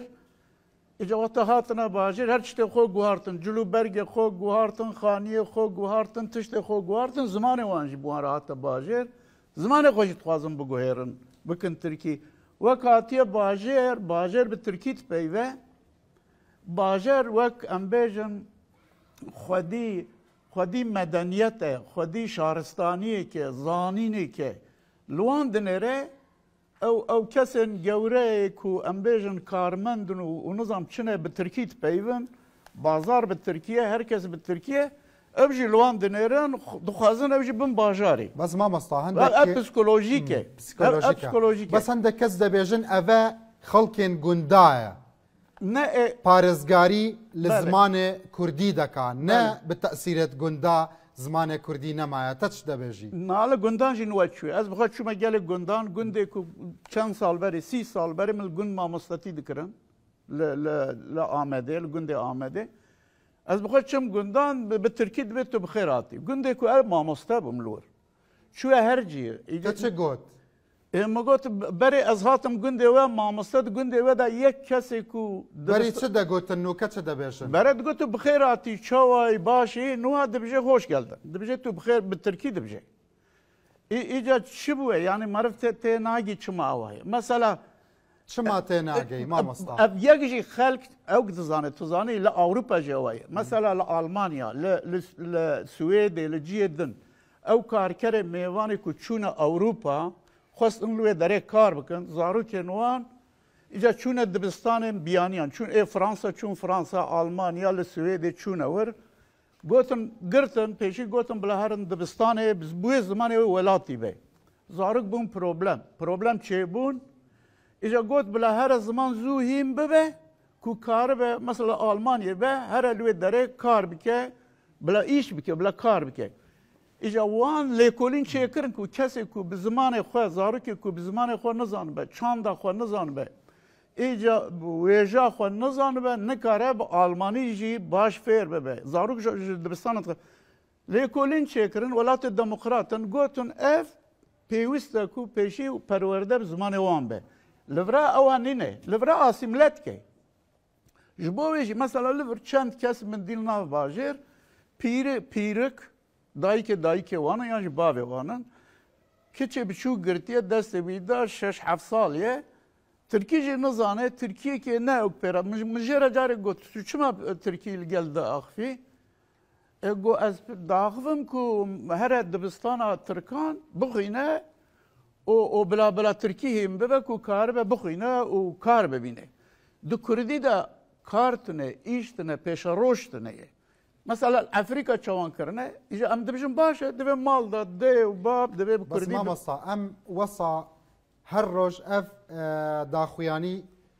دوباره دکین دبیجن کردی زمان کار نینه کردی زمان بازار نینه اوه ما مصا اوه نه غلطه چما کردی زمان کار نینه دولت کی دبیجه زمان دولت کار نینه ایرو تا اگر دوکانه کی وکی لویره لناف آمده اگر دوکانه کی وکی لروحایه اگر تا بزمان کرمانجی بزمان بزارن کرمانجی باخوی بزارن زازاکی باخوی کس شد لتا ناکره خوده حمی وان تشتا حنجتا ما مصر نه حنجت هنه راسته اوک لی چیه تو زانی ام چخصا بخوازن نخوازن اگر پرورده تونه به پرورده تونه زمان دایی که او نفشه کی دوم بکن نفشه دویم همی زانای دنیای سوسیولوگ دبیجن بشک کی مزن لپرورده بری مدرسه بری زانینگاه ناو مالباتیه ناو مالایه دبیجن مامۆستای ئێکی دایک و باوە دایک و باوێ مە سوچ نینە از بێژم ڕاستە ئەس بخوای پەدەگۆگم من ساڵان ورا خوندیە من لە ستۆکۆڵمی خوندیە ئەف کاری منە ئەز دوێ دەرێ ماڵنشین بووم 30 ساڵ نێزی 30 ساڵ من مامۆستەتی کرد لە ستۆکۆڵمی لێ مەسەلە چییە مەسەلە لە ئەوروپا لێکۆلینکردنە سێ نەفشاندا سێ گەنەراسیۆنان de asimilasyon çedibê. Eger Kurdekî here Almanya bav çû bavê din jî çû êsisiyan de asimileyê diçe. Lê ez 30 salî piştre hatime Amedê Êmedê di duan de çûye. Êja bo ku li Ewropa li mal wek cenabê te got li wê derê li mala xwe diaxife serbest e zimanê dayîkê heye diçe zimanê dayîkê kursê zimanê dayîkê li vira nîne. Li vira bo ku nîne di du nifşandê. 30 sal berê li wan bajar û gundên Amedê tu biçana wan gundan wan bajarê biçûk navçeyan Türkiye tune bu Türkiye nizanbûn. Eskerek batana memurek batana divê tercüman jê re baniyana. Tercümanê Kurdî. Vira asimilasyon divê meriv fêm ki asimilasyon çi ye? Mamasa eger te nebêjî xweş geldiniz bêjî bi xêratî xweş hatî ser çava bêjî spê de baş polîs dê te bigire polîs te debate zindanê ev çima wesa çima heqîqet nabêjin em ev kemasî li nav derûnê me de ye li cihên dî nîne du tiştane tiştekî bêjim mêzem ki hemû kes nezanane hemû kes ne hişmendiya wan a kurdewariyê xelk normal e divê tu normal bifikrî xelkê yek jî heye em dibin zimanê dayîkê ê kul gor min gelek tecrübê min hene heta ku keçê Kurdan berê nedişûn dibistanê Tirkiyê nizan bû dayîk mecbûr bûn zarok bi dayîkê xwe re Kurdî dipêviyan mal der zimanekê din nizanê nû ne bixêr dibistan vekirin bo dibistanên Tirkî dibistan çûn heta gundan na jin çi bûn tu zanî jin dibistana seretayî 5 sal 6 sal xwendin û fêr bûn ew jinên nezan bi zarokê xwe re dipeyivin dayîk zimanê dayîkê ne nû zimanê bavîkê Bu hatiye guartını dayık asimile dikin. Jin asimile dikin. Ev tazeyê ji bo min. Ev tazeyê ji bo. Baş ev ji bo min tazeyê paşî dixwazim hemiya li ser ev bipeyivîn. Dibêje zimanê îro zimanê bawik e ne zimanê dayîk e. Dayık asimile dikin. Dayık asimile dikin. Dayık nav bajêrê Amedê bigere çend jin bi zarokê xwe re bi Kurdî dipeyivin. Başa. Zeynep Xan. Te digel mamosta piştgiriya mamosta dikê digel raya wî pesend dikê zimanet îro li Amedê li Rûhayê li Vanê li Bedlîsê zimanê babê ye ne zimanê da ye. Yani em nebêjin zimanê dê ancî zimanê bav lê desthilatdariya heyî desthilatdariya mêranî ye ji ber wê desthilatdariya mêranî çewsandin zêdetir e. ام دکارن وی بیژن وکه زمان دایکه زمان نه زمان جنه تنیه زمان دایکه زمان جیانیه اجبروی چنده جی اگر ام بری خواه بدنه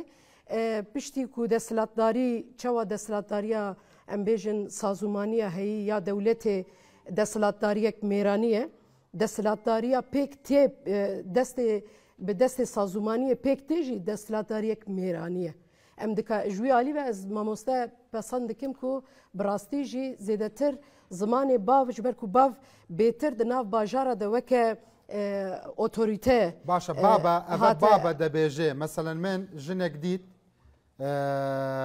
زاروکی وی شیر دخوار به زمان دی لایلای بوده کر به زمان دی داخویانی ددا به زمان دی دگوت شیر بخو به زمان دی دگوت نگیری اوه سوچه باب چنه سوچه دایکه اگر اف پرسش بومه به از بله بوتایا بله يعني وك جنكي بيغمان از نه كسكم كو از جواب همو كسي بدم برسوا واجنا همو بدم لبلي اف برسكي سوسيولوجيا برسكي جواكيه نه بوليتيكالا حميا بوليتيكال نينا يعني نا بيغمان يعني هجر املوي فجرن دوي ام جنيد راستيا ويدا جي ببينن جناكو اللي برسنغا خو زاروكا خو بشير ددا وبزماني خو بيرا داخوي و لناو جیانا خویا خوزایی بو چوا گهشتوی آسته کو ایرو به زمانه که دنی کو پی نزانه زاروکا خو دلورینه یعنی گره که ام وی پرسه جواتی تف بکن نجوی دای که تنی بکن یعنی اف پرسه که بگشتی جواکیه و نتنی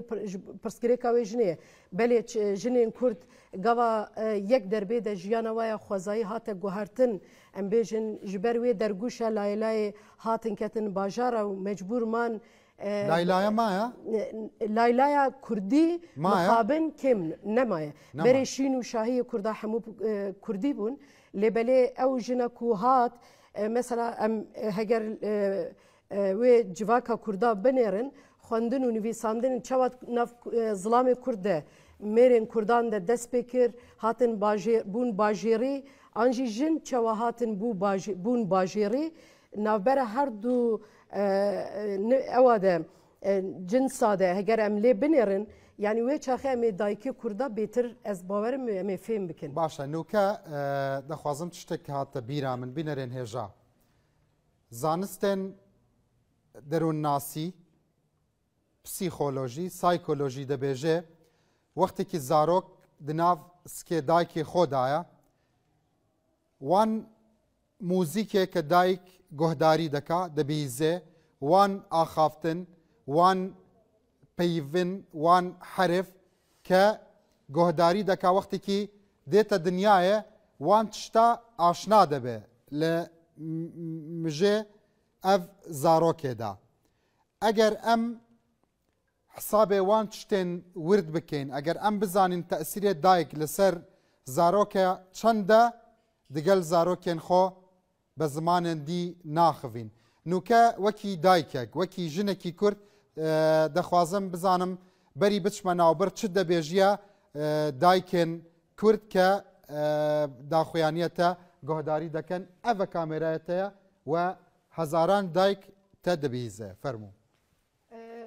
از وقت دایکی که عولی بیجم برای من او زاروک نتنی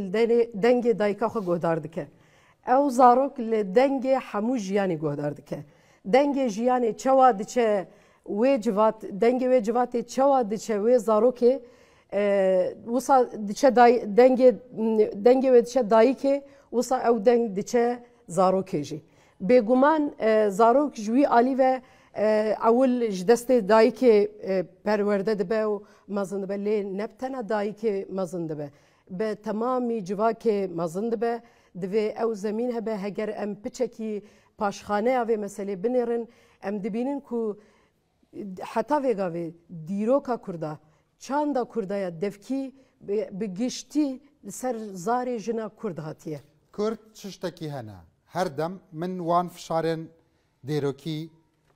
ایرو فشارن ایرو همی پروبلم پولیتیک جی همیا دبینم لی عادتی که مهیا هەر چ شتێکی هەبێ چەوە عەرەب بەردێک لە ئاسمانە بێتە سەر ئەرزێ دەبێژن ئیسرائیلە ئەم ژی شرۆڤەیە ئاسانێمە ئەڤە زوو دەبێژین ئەڤە کارێن دژمنە ئەڤە کارێن دژمنە من دەزانم کارێت وان دەزانم چنە لێ مەسئولیەتێ مە چنە هەر دابنیشین بێژین وەڵا ڕێنینە وەڵا سیستم زمانێن مە نینە وەڵا ئەم چ بکەین ئەم وەسادا بنیشین بتەنێ بێژین کورد نەما کورد چوو زمانێ من نەما حرفێ من نەما شعرێ من نەما ئەم چ بکەین پاشی ئەv ناوبەر دەخوازم مامەستا سلێمان بەرسەوێ من بدا بینەرن هێژا پاشی ئەv ناوبەر بەگەڕێن خزمەتکن ڕووهایە لە وانێ لە بەتلیسێ لە حەمی پارێزگەهێن کوردەواریە مە سڵاف جارێکی دی من گوت بەری بچمە ناوبەر من گوت نویسکارێکی عەرەب دەبێژێ هەر شتێکی بەسەر عەرەبادێ دەبێژێ ئەvە سوچی ئیسرائیلە من تەئسیرێت پۆڵەتیکا دەبینم لەسەر کووردا لێ مەسئولیەتێ مەچنە مامۆستا تە دگەلوان ڕێیاوان پەسەندەکی دایک نەکارێ باب نەکارێ مامۆستا نەکارێ نویسکار نەکارێ ڕۆشنبیر نەکارێ تە چ دەبێژی کەکۆ زمانێ مە هەبوونامەیە و هەردەم دژمنێن مە ڤایە ما وەک ملت شناو ببن تریا زمانیدا هەوڵدانەک و زمانێ مە بئێشینن لێ ناچێبێت ئەمە بخوا البەر هەندێ خۆ بگرین و دیف ئەوێدیاوان بچین دایکی ڕۆلێکی گەلێک مەزن هەیە و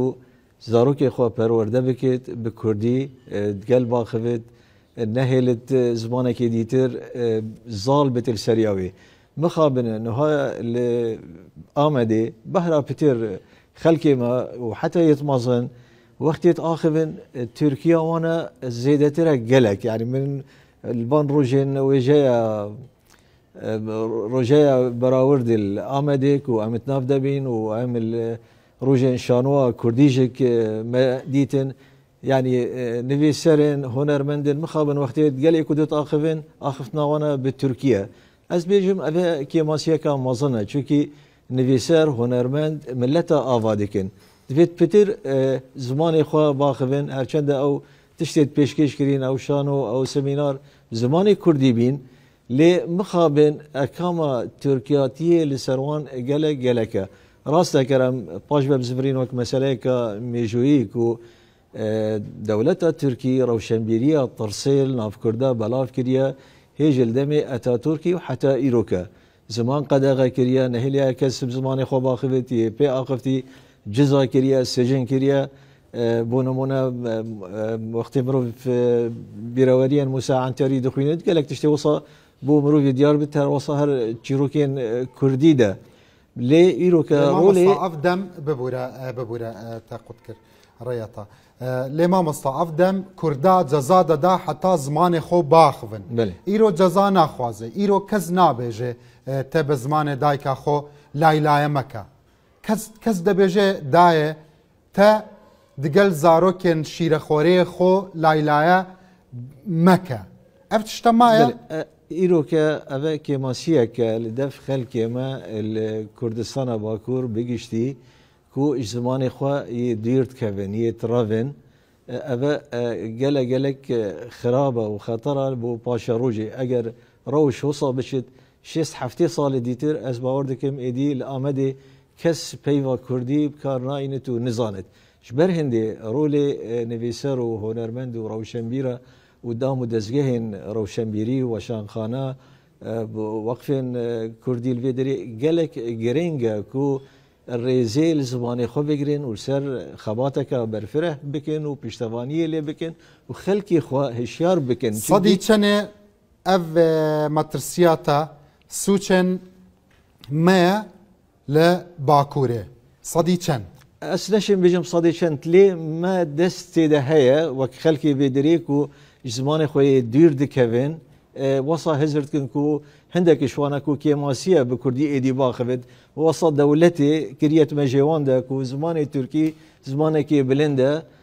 tu wextê bi Tirkî baxivê tu qedr û qîmet tirê أفا وهمك بوانا شكريا هندك باور كريا أفا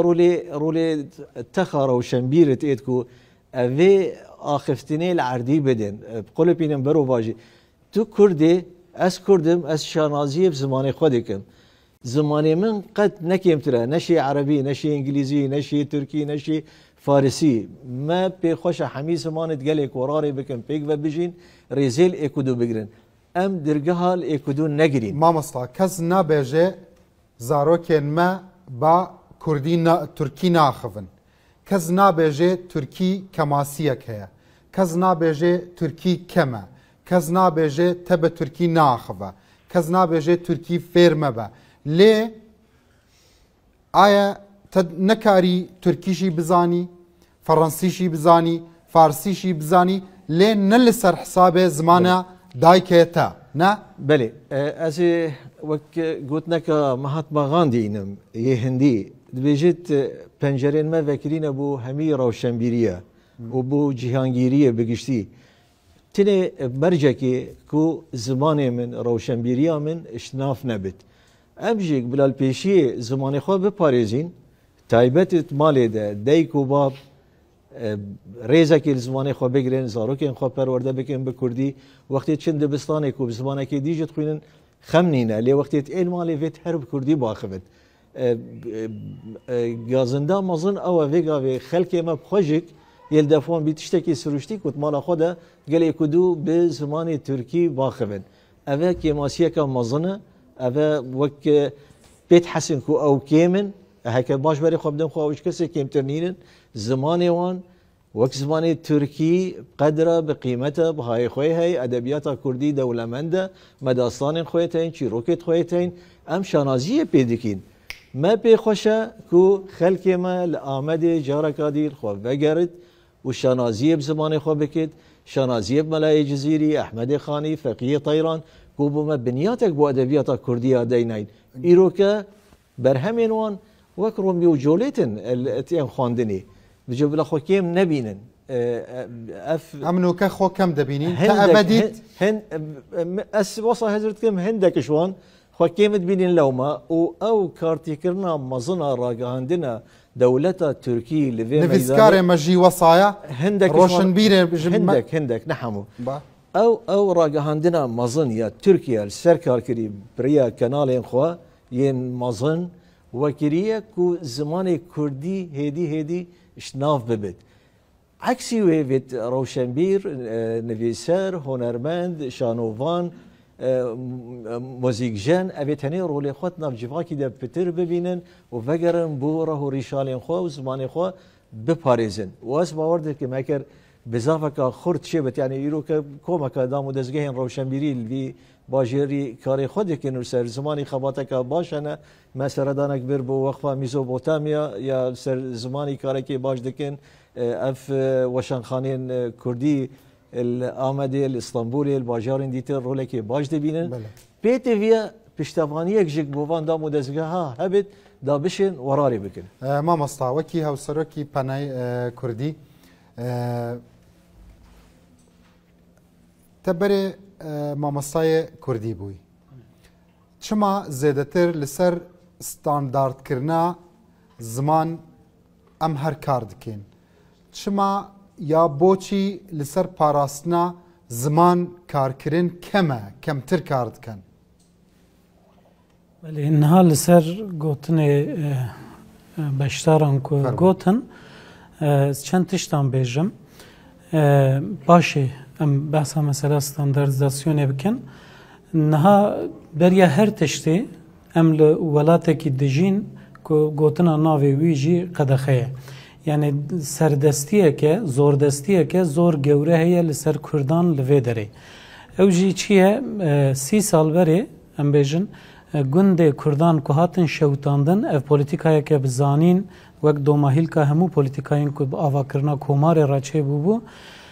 گوندن کردان هاتن شوتاندن هاتن والا کرن بری کردان دان باجاران لباجاران جیانا کردان جسدی سد گوهری افتشتکی کو بزانین هاتی کرن جبو گوهراندنا راپرسی وصا نابیجه راپرسی زمان مثلا زمان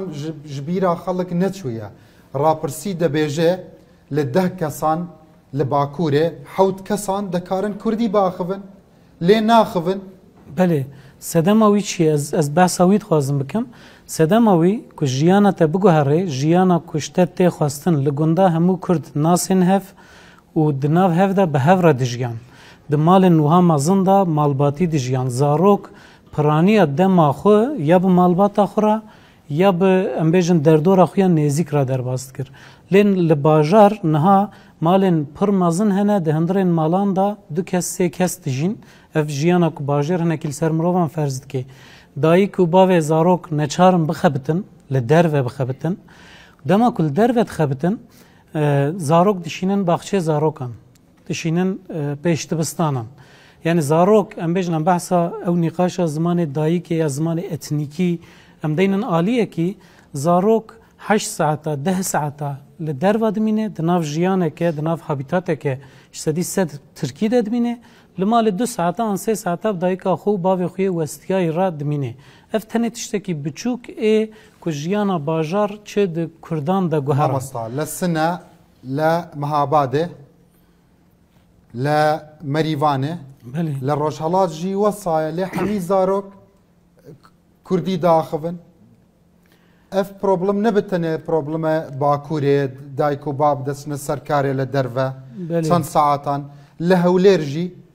لە دهۆک ژی لە سلێمانی ژی مەکتەبێ ئینگلیزی هەنە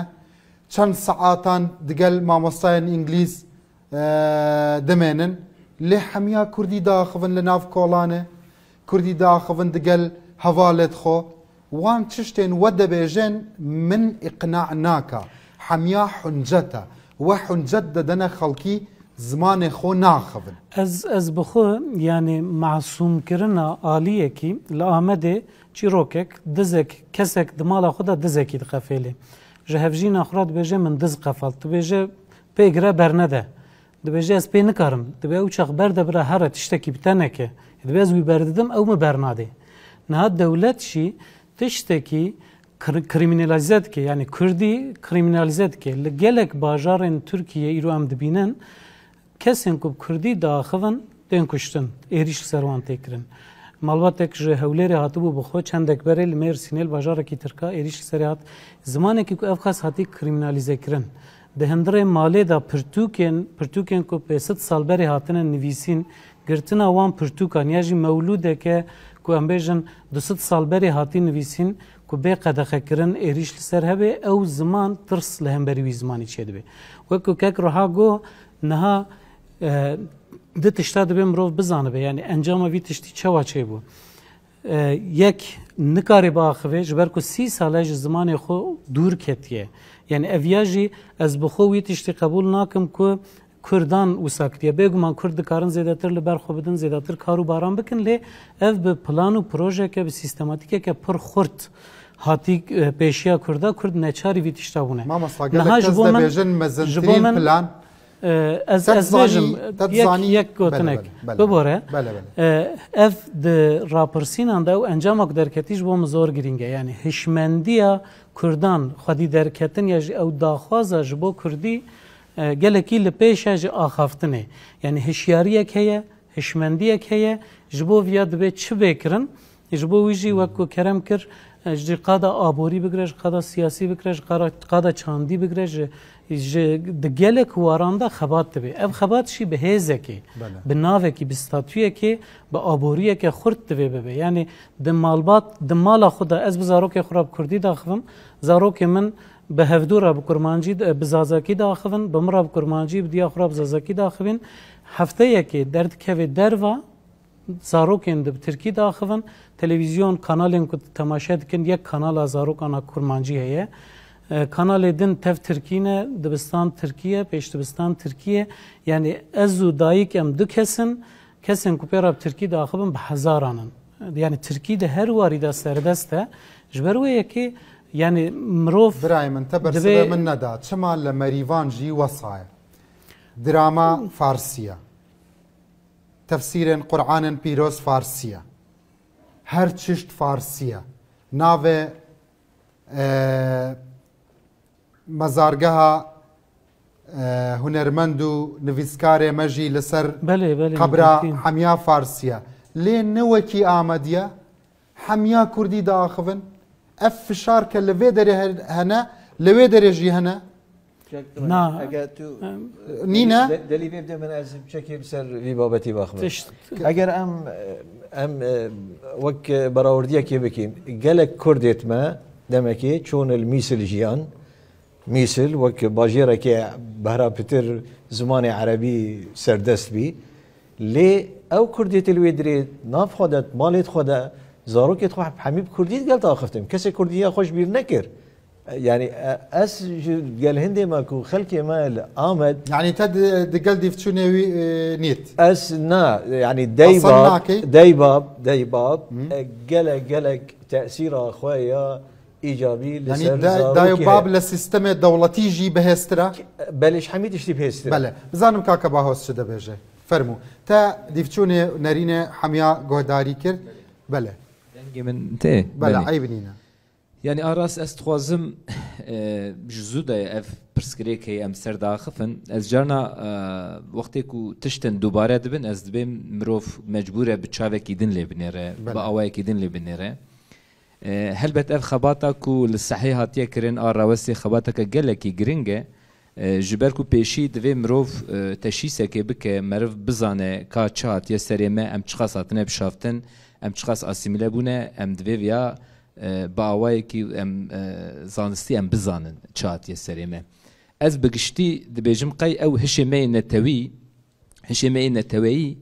های جنینه کو ام د نوا روشکا چقاس آلوز دانه و امی چواج نوا وی روشهانی درکوین ج آخافتنین هوالان استید گیجم کو اف مسئله نتنی مسئله کا سوسیولوژیکه مسئله کا پسیکولوژیکه مسئله کا ابوریه و مسئله کا پولیتیکه جی افتب حمو كتنا نافهف وجبونا ام بكارن جنافا في مسألة دركفن ام دوي پر بچاوه كيدن بأوايا كيدن ام لوي مسألة پر آلي بنيرن اف مسألة باجارواني و مسألة كو از بيجم لوي داري چما خلق بزاروكي خورا از بيجم بزماني خو ناخفه نه مسألة كو مرف روشهلاتي و باكوري بدبر هف چونكي شرط و مرجن حمو دولتان سردست جهف دو جدانه لوی داری وقتا ام قالا گندو باجارات کن باجار به پولیتیکای دولتی دسری گله کردان دا باجار جیکی مدرنه جیکی پیشکتیه و دیسا به پولیتیکای دولتی کردی هاتیه کم خستن کردی بوی زمان نزانیه کردی بوی زمان از بیجم بیدرفتیه باجار و باجاربون و مدرنیزم دسری کردین کل باکورینه دسری وان دا بوه تشتکی مدرن و وقتی که تیم باجر جانا شخوبر جی دست به ترکیت کن داخفن و لباجر همو امکان همو درفت سازی دزگهین دولتی ج ترکی را تشغلن ج کردی را نشغلن وقتا تو بکوینا و گیجینه که بوی آوائی بچکی زحمته لی از ویا ببیجم یعنی دسر پرسا ترا ام لهنجتا ناگرن هنجت نخوشن ام لهنجتا ناگرن لی دوی سر پرسا ترا کو ام بیجن دولت از بیجن دولت سردست کاری خود کن پولیتیکا یکوان هی برنامه وان هی و تا اسیمیلت کن و 100 سال افتکرن ایجا وقت ام لکرداد نیرن یعنی کرد شد کن کرد لهمبری و اسیمیلاسیونی بشافتنی براستیجی پولیتیکا یکا کردا برنامه یکا کردا پلانسازی یکا کردا هی تونه از بگشتی وقت لید نیرم ام کرد يعني ليفر بلان سازيه كما برنامج كما توري ام براساتني تشتاتكن ام رفلكسي حركت كن نحقية كلمة شيء دبا ام برتك نشان ددن يعني جيت بيجن بيسو سبات تي ام دا بيسو يك سبات ام داخفن بانزي غولاني ام داخفن ام بگشتي تي نگيشتنه كو چات يسري ما از problem دور داد بينم اد بيجم او كسين كو لسر ناوي كردا سياست اتكن سياستا كردا ديار كن تدزاني مثلا دزاني بروبليم ماتشنا من بحثا مسألة كي سوسيولوجي دكم آسانترين شد هاسانترين شد أوا أم سلوغان بيجين ما مستاد بيجي دايكو باب روسوجي ده بيجي مزنترين قطاب خانة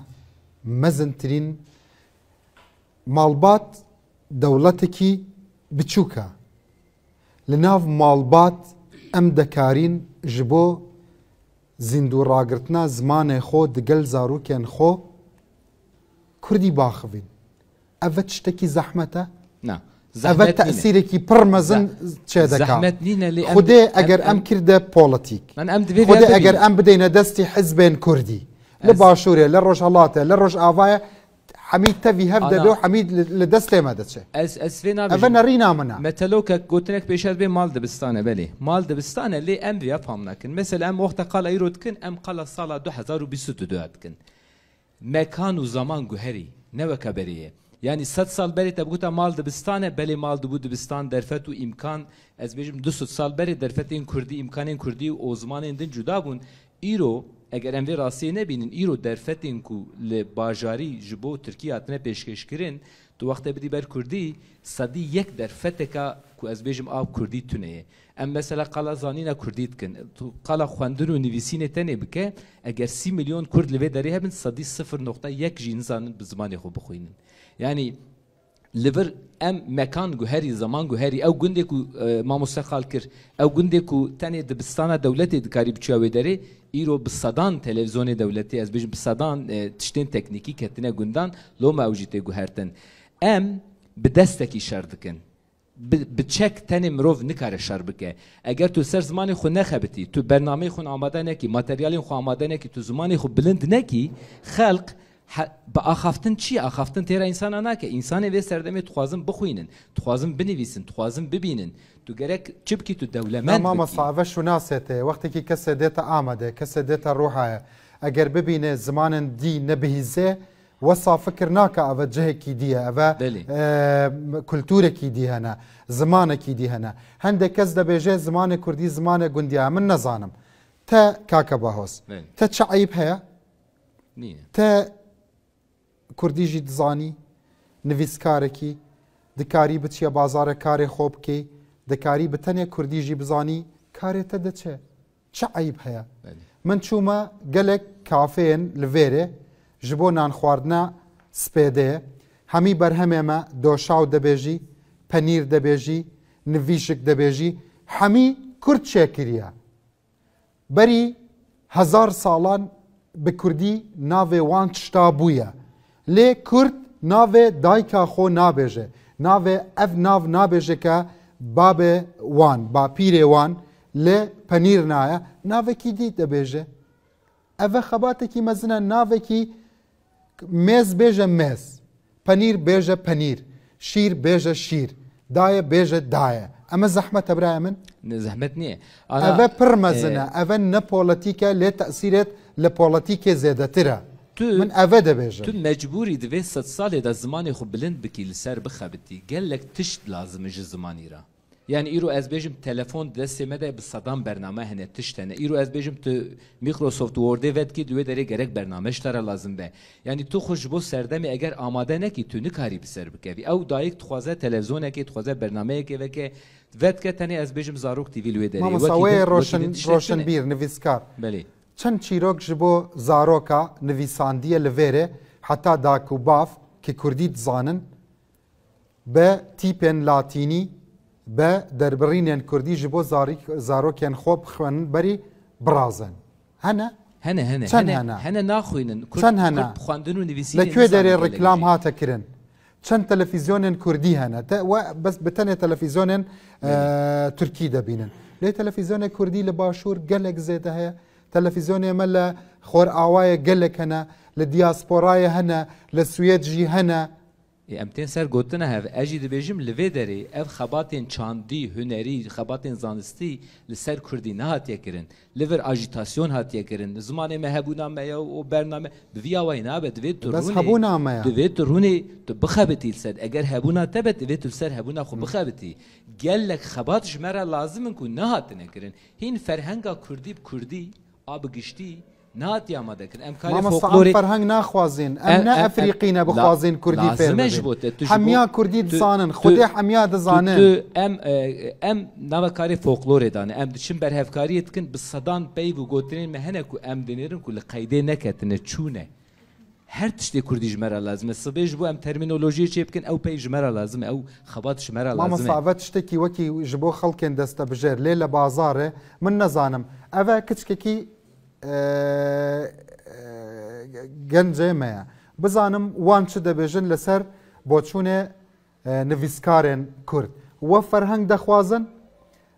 هەواڵێن وە لە دەرڤە فەرهەنگێ کوردی دەخوازێ کوردی بۆ کوردی تورکی بۆ کوردی یا هەمیا دەزانن وەکی دێ ڕاپرسیە داهاتیە لێ 10 کەس من دەبێژم خودێت لە 10 کەس کورمانجی دزانن نەخوازە پێش باخەوێ هەندێک کەس هەبوو دەگوتنە من لەوێرە لە مێردینێژی ببوورە پاردۆن هەندێک چش دەگوت من فام نەدەکرد من دەگوت من دەزانم تا کوردی دەزان کوردی بەلێ کوردیوی چ فەرق نەبوو والله هەندێک ژوان سۆرانیژی دزانی نەبتەنێ کورمانجی هەندێک ژوان کورمانج بوو زازاکیژی دزانی هەندێک لەوان زازاک بوو کورمانجیژی دزانی سۆرانیژی فام دەکرد خودێ من نەپرسی ڕەنگە هەورامیژی بزانن یعنی هەمیا دەزانن مامۆستا لێ وەختێک و میمارێک ئەv هەستن کە ماسی ئەv هەستن ئاواهەیەکی وەختە چێ بکە دەوێ پلان و پلانسازیە میمار هەبێ وەختە پلان و پلانسازیەتە تو نەبێت توێ ئاواهەیە چێکی توێ دیسە خەراب بکی ji ber ku li vir plan û plansaziya me ya zimanî û siyaseta me ya zimanî tune her tiştê me xerab dibe û hildiweş baş plan nîne dewlet rênada dewlet alîkariye we naka de sîstem nekurdiye yanî çi bikin em çawerê bikin em li benda plan bîn heta ki zimanê kurdî namêne li benda plan bîn ev tiştekî zehmete meselen em li nav malbatê xwe her heta min demirim her dibêjim زمانێ دایە هەر دەبێژم دووبارە بکە وان بەحسا ڕۆشنبیرایە وان بەحسا سیاسینە ئەگەر ئەم لە بەندا پلان بین من نامێنی دناوە پلانێدا مەسەلە هشمەندیەژی هەیە ئەگەر تو هشمەندیە وی گەلی بلند نەکی تو تەنێ ببێژی ڕێزمان تو تەنێ ببێژی گرامەر ئەف مەسەلە چارەسەر ناوێ پاشی ئەف ناوبردێ vەگەڕێم لێ مامۆستا گوت بینەرە نێژا کوردێن مەیە باکوور لە تاراوگە ئەم دەبێژین بە سۆرانی دەبێژین تاراوگە لە دیاسپۆرایە کەس دەستێ وەگرتیە دەگەل زارۆکێت خۆ بێژی سپێدە باش بێژی ڕۆژ باش کەس دەستێتە گرتیە بێژی ئاف چما دەگەل زارۆکێت خۆ کوردی ناخوی مامۆستا وەسایە ئەڤە نەپرسیارە پرسیار داخەفن لێ بەدلێتەیە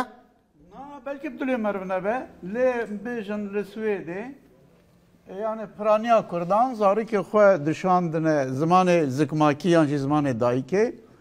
û bi du em bêjin lehçeyan bi soranî û kurmancî tiştekî baş e zazakî tune bûn mamoste tune bûn materyalê perwerdê tune bûn derfetê te dedem paşî ev navbir derhênerê min dibêje paşî navbir cenabê mamosta daxuyaniya xwe bida bînerên hêja dê vegeryan spas her caran پاشی ناوڕێ ئەف تشت دێتە بیرا من بێخەم و ڕەوشە شیرین و خۆشە لەتیف و نازە زمانێ کوردی نوکە مایک دەستێ خوشکا مندایە تە وان نویسکار و ڕۆشنبیرە گۆهداری کرد لەسەر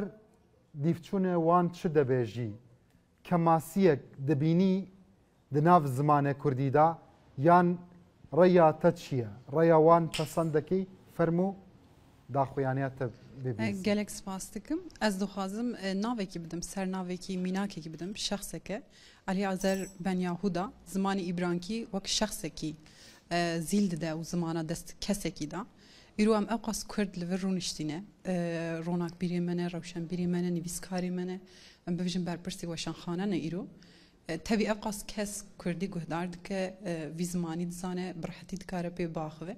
gelo em Kurd çi qas jê dawa xwe û doza xwe ra sadiqin ku em bikarin bibêjin wallahî zimanê me ber indabûnê ye zimanê me kesek nizane nikare biaxive ev qas kes we qasî kesekî Alî Azer Ben Yahuda nabe ku zimanê Kurdî û zaravayê wê zîl bike dest wê da zîl bide te ev bawer dekî Kurdê me li Amedê li Rûhayê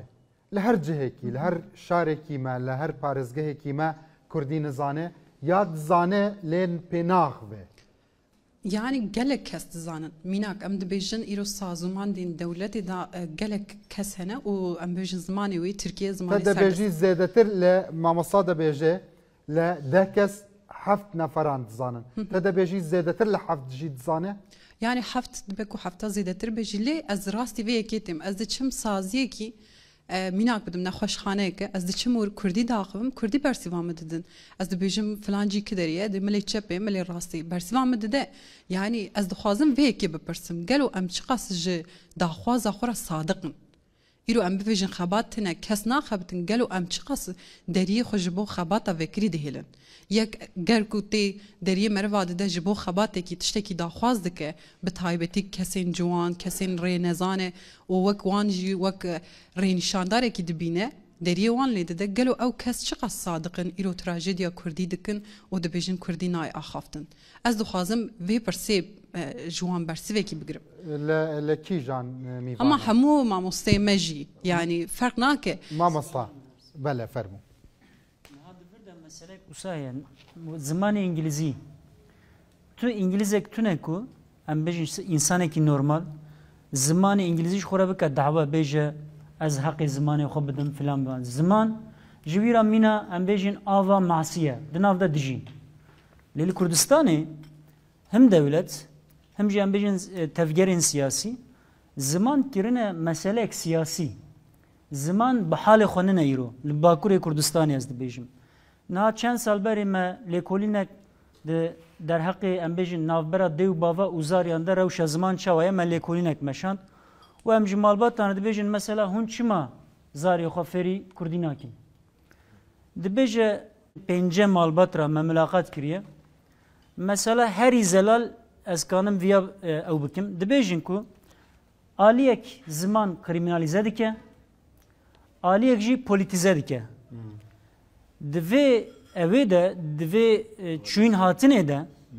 حکم ما نایکو ام خودی زمین در کبن تدبیجی پیتویه کی جواکیه دوی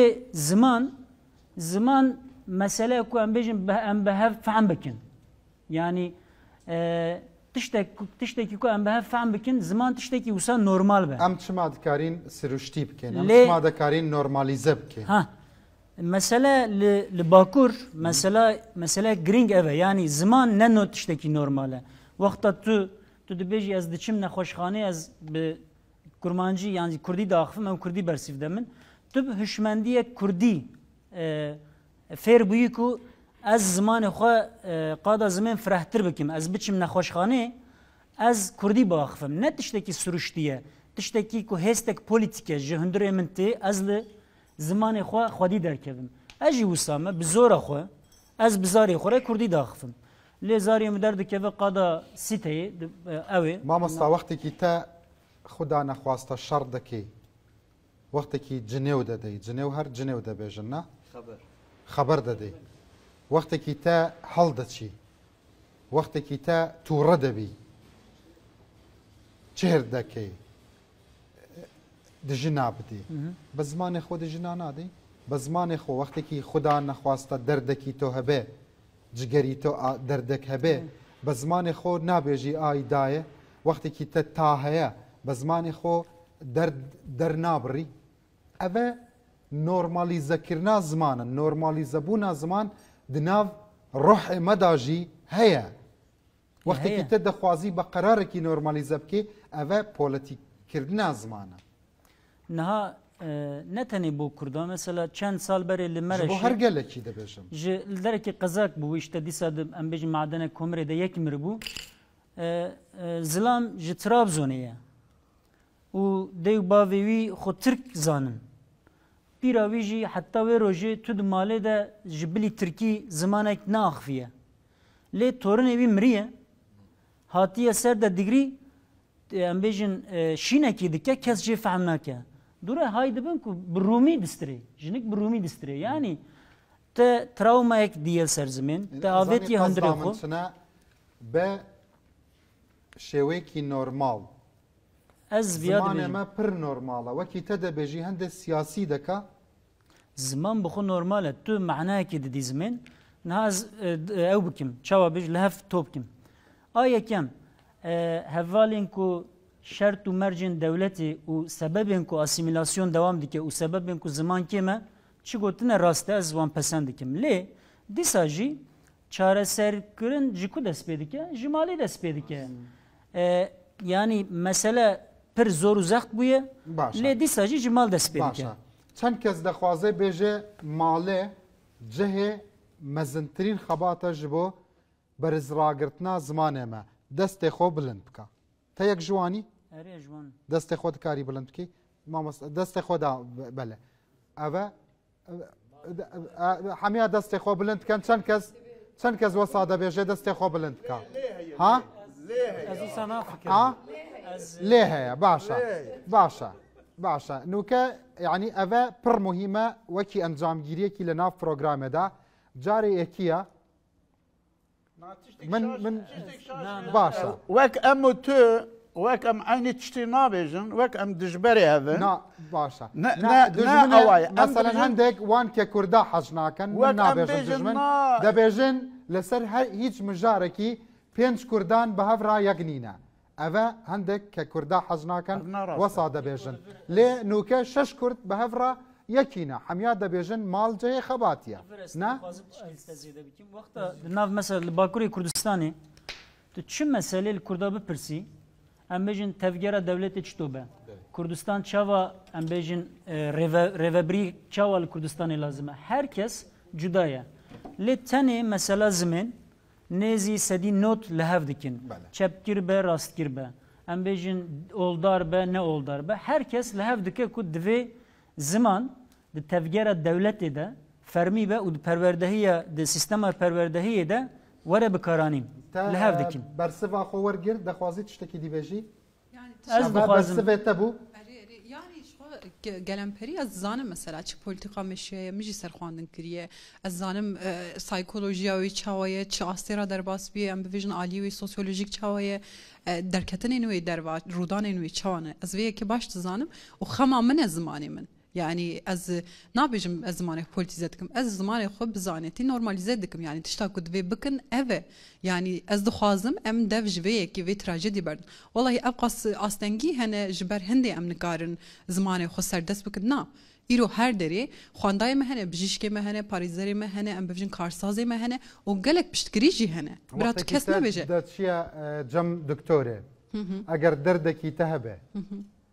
kemasiyek heye te nekarîbî be zimanê Kurdî bêjî na nexêrtir e ştek hene na zimanê me zayîf e na zimanê me lawaz e na zimanê we me li zimanê erebî û zimanê Tirkî û zimanê Farsî û zimanê Fransî lawaztir e na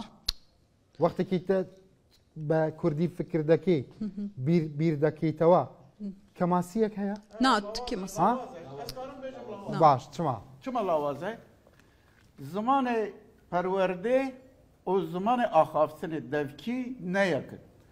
eger meriv li her cihê dunyayê da ev awhaye ne gorê Kurdî hemû zimanan de zimanê ku em bêjin ew ke zimanê ku perwerde bibe sîstemekî wê heye zimanê devkî sîstem nîne ye bê sîsteme lê eger bê ûşan û keliman zimanê Kurdî kare ji zimanê Tirkî nizam ji erebî ji êdim dewlementir be zêdetir be lê sîstem tune sîstema perwerdê tu bidî ser îngilîsî jî li Efrîqayê ceribandine ew Efrîkiyê ku zimanê wan natiye nivîsandin gelê kêm bûye nizam çi bû aliyê din de îngilîsî aniye perwerde bûyê zimanê herêmî kirine mintîqeyê kirine daye ser zimanê îngilîsî ziman ne zimanêk dewlemend e zimanêk feqîr dunyayê de tiştê we tune ye hemû ziman li gorê xwe dewlemendin li ew ziman çawan tu perwerdê de kartînî îro ême eger tu ava bêjî lawaz e lawaz e ew doktor çûye bi Tirkî û nizam xwendiye bûye doktor îca ew Kurdê ku diçe ji gund ya normal kesê ku nexwendiye ew doktor bi xwe wê ûşeyê ku di laşê meriv de ye bi mamostaya mezinê min eger her kesekî wextekî diçête cem doktorê eger derdê xwe bi Kurdî bêje eger baş eger kesekî meselen bersiv neda kesekî ke te bi Kurdî daxivî carekî dî neçiye cem em doktor ev Kurdî debête zimanê bazar ئەگەر تە قبول بکەی ئەف بە تشتێک لێدا بێژم کوردیدا مەزە چما ئەم هەموو پارێزم دەبێت زمانێ ماڵێ هەرکەس دێ باv divê bi zarokê xwe re bipeyvê li vir êk û bêjê natune baş giring e lê eger perwerde li wê welatê ewan nine li welatê Alman li welatê em bêjin yan jî li başûr îro li mal bipeyvê perwerde bi Kurdiyê ye ئێمە لە ماڵ تو دپەیوێ تێ دەبێت 6 ساڵی 7 ساڵی دچێژ وەک هەواڵان گۆژی کۆنتترۆل دەردکەوێت ئیجا ئەم مەسەلەن هەشمەندی لە باکوور کێمە هەشمەندیە زمان کێمە هەر باشتر نینە حتا 6 ساڵی تە زمانێ دایکا خۆ بزانی باشتر نینە لە ئەڤیتە لە باشتر هشمەندی تونە مزە هشمەندی چاوایە هشمەندیاوی تونەیە ئیجا هشمەندیاوی مەسەر سیاسیژی ئەوە هشمەندیاوی تونێ دبژێ وەک بەرێ کوردên خواندا کوردên bêjin entelektûel Kurdê rewşebîr hêjî nava xelkê de ewa ye ziman tiştekî nine meriv dayîn û sendinê tê digihî wek evkêke ziman ewa nine ziman bi çandê ve girêdayê ziman wexta ana tenê dibijin ziman serê xwe nine ziman dîrok e ziman coğrafya ye ziman rabir roniştin e ziman stran e ziman lorandin e ziman evxaniye ev dîwar e ev Kurdistan e ziman wexta asîmlet ve ev hemû çand şaxê çandê têk diçe peyvên te pir ciwan e lê çawa em dest pê bikên dixwazim kak Umer bersivê min bida hemiya tiştê ciwan dibêjin ji hember ziman çareserî çi ye çareserî wek ji ku dest pê bikên wek kes temam bibêjin her kes divê xwedî li zimanê xwe derkeve bi Kurdî biaxivê bike lê wek kesekî divî warî da şiyar û hestiyar ez 20 sal e bi Kurdî daxivim bi Kurdî dijîm bi Kurdî guhdarî dikim heta ku ez mecbûr nemînim ez bi zimanekî dî naxwînim jî ez hewl didim ku bi Kurdî bixwînim lê ev hewla kesane bes nake zarokên min hene ez di malê da ji sedî sed bi Kurdî wan ra daxivim heta bûne 6 salî min televîzyona Tirkî jî ve nekiriye min tu tiştek nekiriye lê bûne 6 sal û nîv bi hefteyeke bimra bi Kurdî daxivîm kurmancî daxivîm dayika xwe ra bi zazakî daxivîn hefteyeke bi tenê derketine kuçeyê em nikarin wan ji jiyanê qut bikin derketine kuçeyê an jî çûne dibistanê niha bi Tirkî bi hev ra daxivin لە کوچەیە ji bîr kir nezanin nûka na ji bîr nake bi min ra bi kurmancî diaxivê lê niha eger jiyana wî da nebuye li nav malê xwe nûke nekaribû lê niha di jiyana wî da Tirkî serdest e berê berya ku biçiya dibistanê berya ku Tirkî serdest bû em bêjin te nas bikira bi Kurdî bi te re têkilî datanî niha zimanê yekemîn ku kesan ra têkiliyê datînin zarokê min bi Tirkî têkiliye datînin kesên ku li dervê malêvin bi Tirkî daxivin ziman wek mamoste jî kerem kir ne tenê gotinin ziman dema tu bi Kurdî biaxivî tu bi Kurdî difikirî tu bi Kurdî dijî bi her awayî eviyan ne mümkün e ku dê û bavek di hindirê malê bi tenê da zarokên xwe hebs bikin û ew zarok neçare neçare sosyal bibe ev tenê jî bes nîne ez tenê dixwazim tiştekî dî jî bêjim îro ez li her dera min tikaya peyvên min negorin min dizanim çi dibêjim min negotiye zarokên xwe di nav malê da ez wisa nabêjim ev ne peyvên min e bêjim ez dibêjim bibore zarok sosyal dibin mirov sosyal dibin dema derdkevin derva bi kesên din ra têkilî datînin heger ku her kes bi qasî te derbarê ziman da hesas nîm bê ew zarok dikare dîsa ji dest te biçe nivîskarekî me yê kelhorî hene navê wî wişyar Behram e dibêje amade nebûn her dem amadebûne ji bo şikist dizanî çi dibêjin amade nebûn amadebûne ji bo şikist ji bo neman wan tiştên we dibêjin we çawa bêjim ji bo em şikist nexwin ji bo em neşkên dibê çi bikin ev e pirsin giring ez wî dibêjim wek kes her kes divê ku bi israr bi enyat bi zarokên xwe ra di mala xwe da di jiyana xwe da bi Kurdî biaxivê ez viya hewl didim bikim ez daxwazam jî her kesî ev e ji bo parastina ziman gavê yekemîn lê ji bilî kesan paşî de vegeriyan mamosta Ömer ev birayet min bele mamosta Xalîd gelekî spas kekê min piçek nizîk bike mayket xwe baş e Mikrofonu xwe nizîk bike mamosta birêz kekê min Hesen tiştekî xweş got bi rastî gelê Kurd divê dewrê de Mikrofonu bide berdemê xwe belê gelê Kurd divê dewrê de pir xwe kêm dibîne malesef yek jê kompleks e kê gelê xwe kem dibîne yani bi giştî Kurdê Bakur em dibêjin yani kêmbûna wa bûye kompleks ji war e kompleks têne bajara xwe modern dibînin xelkên normal û nivîskar jî wesa bîr dikin yani bi giştî ez ê ji kekê xwe re bêjim yani jiyana min me Swêdî jî bîsî çil salî me mamosteyî kirê kekê Ehmed Zanî ez li Kurdistanê jî baş geriyame di her sê parçayê Kurdistanê ji xêrî Kurdistana Rojhilat yani êgo ziman girîng girtina Kurdistana Başûr e bi qehremanî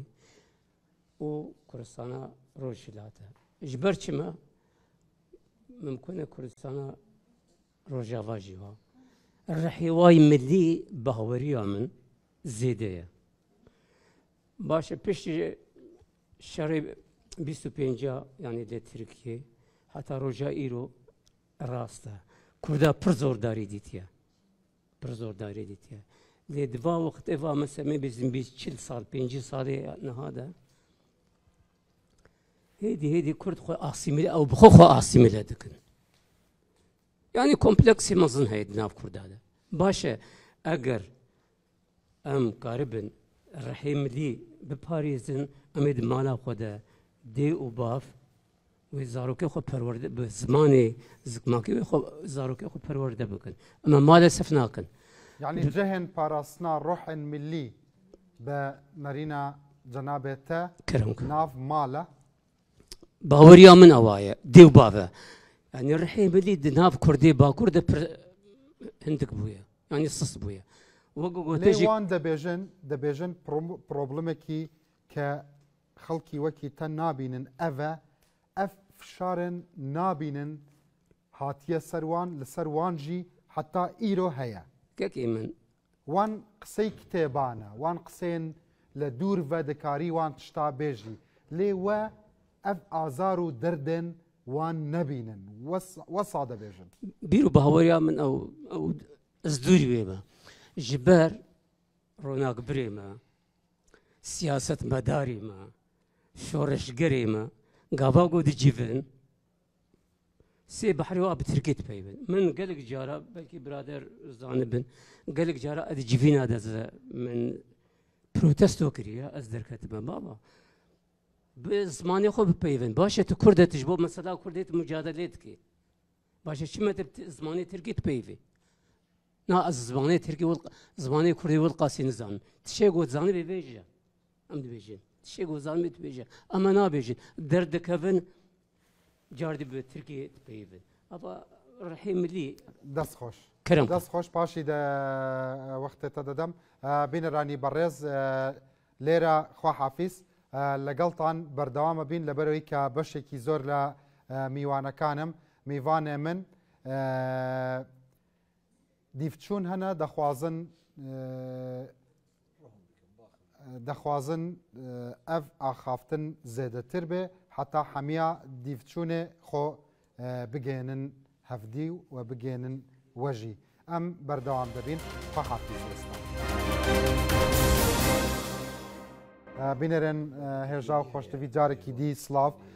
em li Amedê berdewamîn li ser rewşa zimanê Kurdî li Bakurê hindek li mîvanê min di helqeyê berê da gotin ev e sûçî me ye hindekî jî dibêjin sîstem rê nada em bi Kurdî bîr bikênewe em bi Kurdî biaxivîn em bi Kurdî jiyan bikên zarokê me heta 6 salan li nav mal û malbatê da digel dayk û bavê xwe diaxivin paşî li nav کوچەیە دناو کۆڵانێدا هێدی زمانێ خۆ ژبیر دەکا لەبەر تەسیری میدیایەن لەبەر تەسیرە مەدرسەیە نوکە ئەم بەردەوامین بزانین دیفچونێ میوانن دیێ من چنە فەرمونون بەخێراتن سەر چاوا کاکە باهۆز فەرموو ez vê hevokê ji xwe re dibêjim ez dibêjim îro dereng e ew ê sibê pir dereng be sibê pir dereng be yanî asîmilasyon bişaftin bi min weka nexweşiyekê divê em karibin bibêjin ku em nexweş ketine em nexweşin îca nexweşî jî rewşa wê heye wextê ku nexweşiya te destpêk be tişteke nexweşiya te bilind bibe zêde bibe tişteke tu bikevî giram bibî tişteke bi min îro rewşa me em nexweşê nava nivînanin em nexweşê nava ciyanin û ev jî ev rewşa hanê bi min wekû ev karên ku tiştên ku tên kirin Kurd mesela xebatê Kurda bi min weka ku dixwazin nexweşê nava nivîna bi serom û bi heba û aspirîna rakin serpiyan ez dibêjim ev şaşiyek yani bi vî awayî mirov nikare evê mesela hanê çareser bike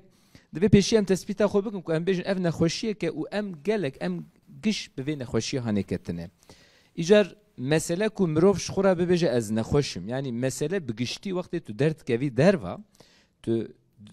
kes bi asimilasyonê nizane asıl em nexweşî neteweyî heneya bi tenê nexweşî ziman nexweşiya zimanî asıl tesîrê li ser gelek tişta dike çûkî ziman di nava hişê mirovî de ye wextê ku ziman derbê bixwe hişê mirovî derbê dixwe yanî hiş wexta derbê bixwe îcar wexta ez wexta mesela qala çareseriya vê meseleyê dikim ez bêjim yek jî pêşî divê mirov fam bike ku mirov nexweş e mirov qebûl bike te wexta qebûl kir bişûn de tu êdî mecbûrî tu li ser bifikirî û tu hinek tişta derxî meydanê meseleya ku ez bêjim mesela siyasî hevalê me got mesela zimanî pir polîtîze bûye mesela zimanî wekû meseleya milletî meseleya gelî nîne meseleya siyasetê ew çareser bikin ew çê bikin bi vî awayî ez bêjim hişmendiyek hatiye çêkirin loma li nava gelî wextê tu digerî yani îro derkeve bigere kes qala meseleya zimanî nake yani ev divê bê normalizekirin ku însan talep bikin daxwaz bikin ev tiştekî însanî huquqî û gerdûnî ye yani ev fikra hanê wextê ku nava milletî belav bibe ez bi xwe wexta derdkevim digerim mesela çar heb lêkerên me sereke hene yek jê xwestin e dixwazin belê em zimanê xwe dixwazin dikarin belê hêza wan jî heye dikarin yani hatine bajara xwendinê hêza wan jî heye duêrin belê duêrin yani berê tirs jî hebû lê lêkerek kêm e ew jî mesela lêkera zanînê ye yani em ê çawa zimanê xwe bikin zimanê perwerdeyê em ê çawa zimanê bixwazin ji hêla teorîk ji hêla zanî re problemeka Mamosta Hesan yek deqa derfetek bidewî li daxuyaniyek heye li ser peyvên te fermû mamosta bêje xwe fermû بلا ام بهيفي بين روشة سياسة دولتي حتى يوصل نابت دنيا برف جهورين تشت امت برف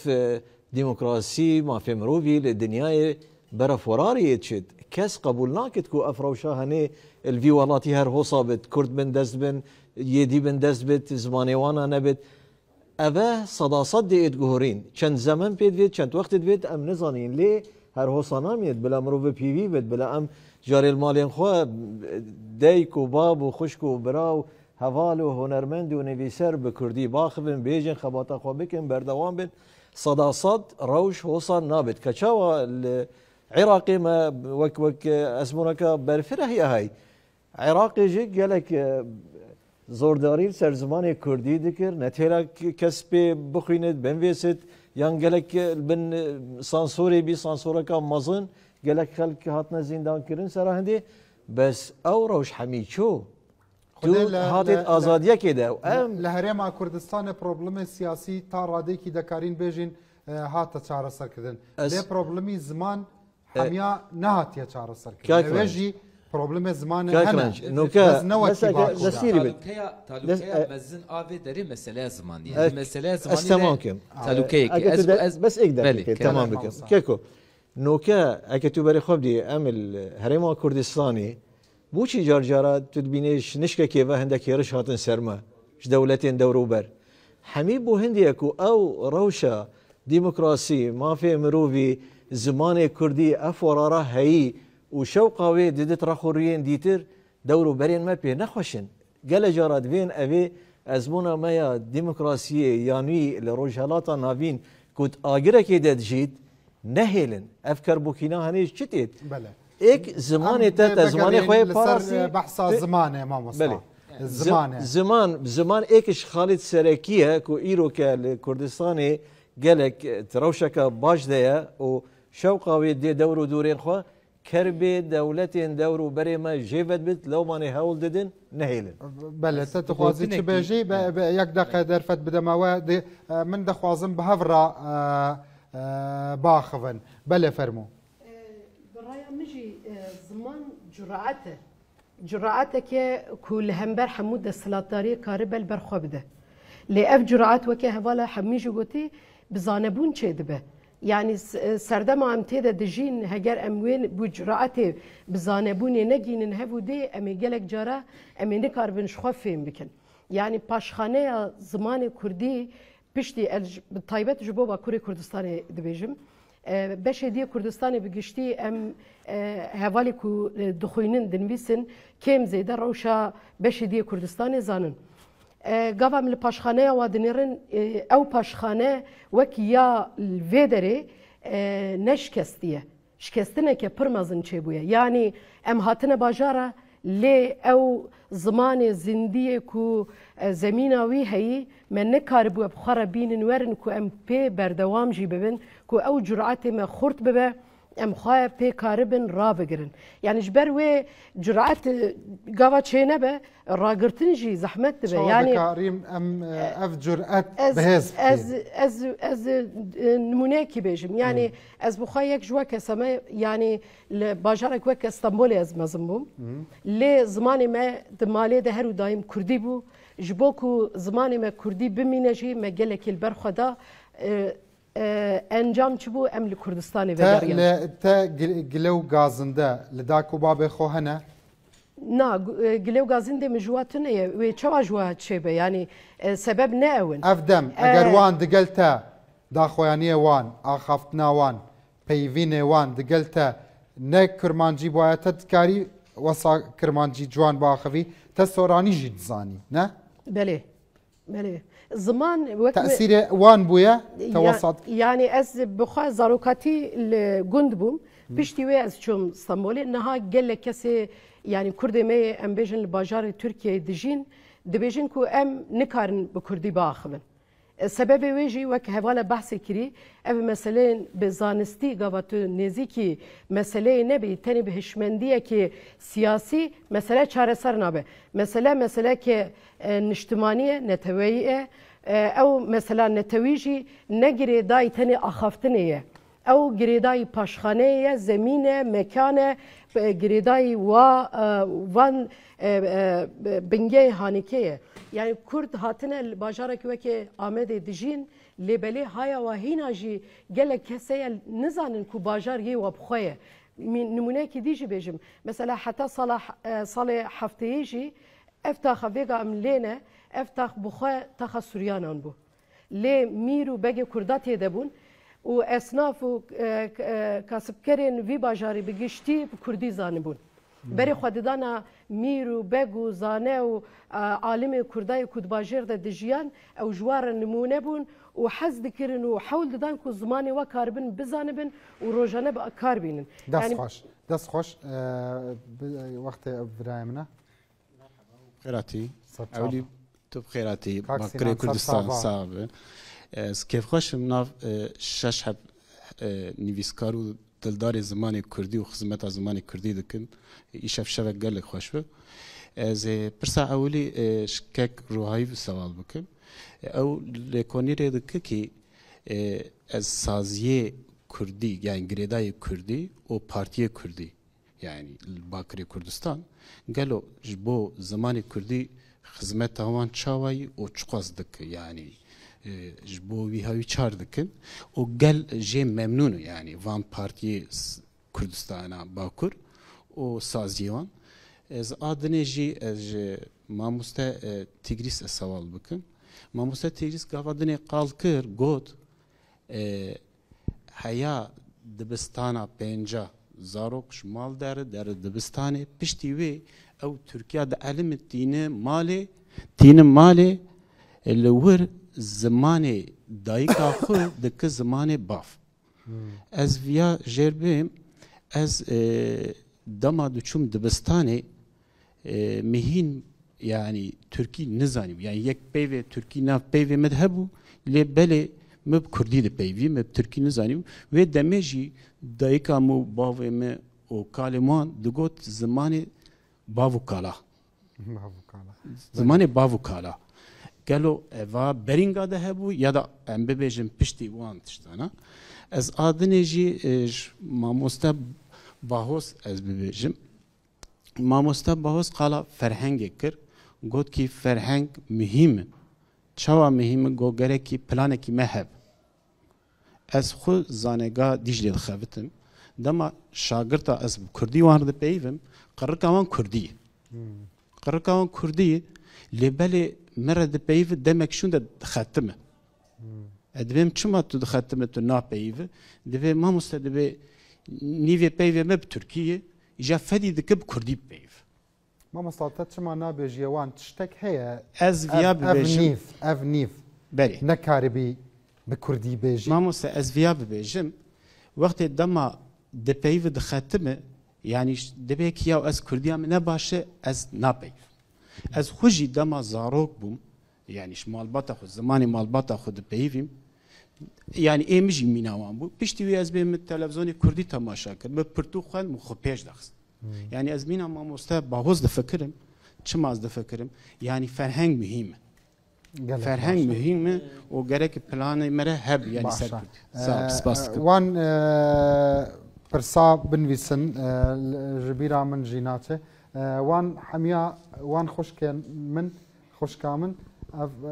Batma xanim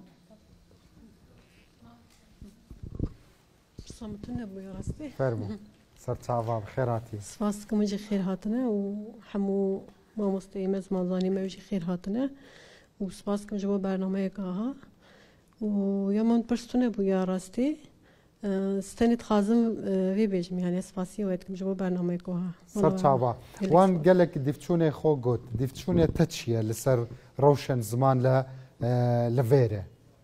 bavariya te pîçekî nêzik bike yani kêm zêde mamosteya balkişan mijarî qezî ku hevala Zeynep jî got em gin jî yani jê hayedarin rewşa Kurdan mixabin îro em nêdinin rewşeka xetere ye qala ku em besa wextê ku em besa ziman dikin qala ziman dikin yani gelek sedem hene wek hevala jî got sedemên polîtîkin sedemên ez bêjim ya yekê min tunebûna ziman nava perwerdeyê da wel li nav malbatê xwe da kurmancî diaxivin belê ya me kurmancî em diaxivin em ez ji xwe agiriyê me em ne xuşkbiran e we jî hêca got yani wextê ku em dibêjin malbat bi rastî vê hêlê de em dikarin bêjin malbat vê xalê de girîng yani cikî girîng jî digire ez dikarim jiyana xwe ji bo vê wekî mînak bidim ji ber ku em ser axaftina Kurdî yani nava malbatê de bi zaroktî heta niha em Kurdî axivîne bi rastî hêjî em wek xwişk û bira em şem dikin hevra Tirkî biaxivin ev faktoreka mezin e û ez dibêjim bingehekî ji çê dike ji bo ku zimanê te yê nava rojane wek ser Kurdî ava bive axaftina nava malbatê de gelek girîng hindek kes dibêjin zimanê gundiya ye te çi dibêjî yani hindek Kurd jî ev bawera li cem wan çêbûye wesa fikir dikin zimanê gundiya ye zimanê berî ye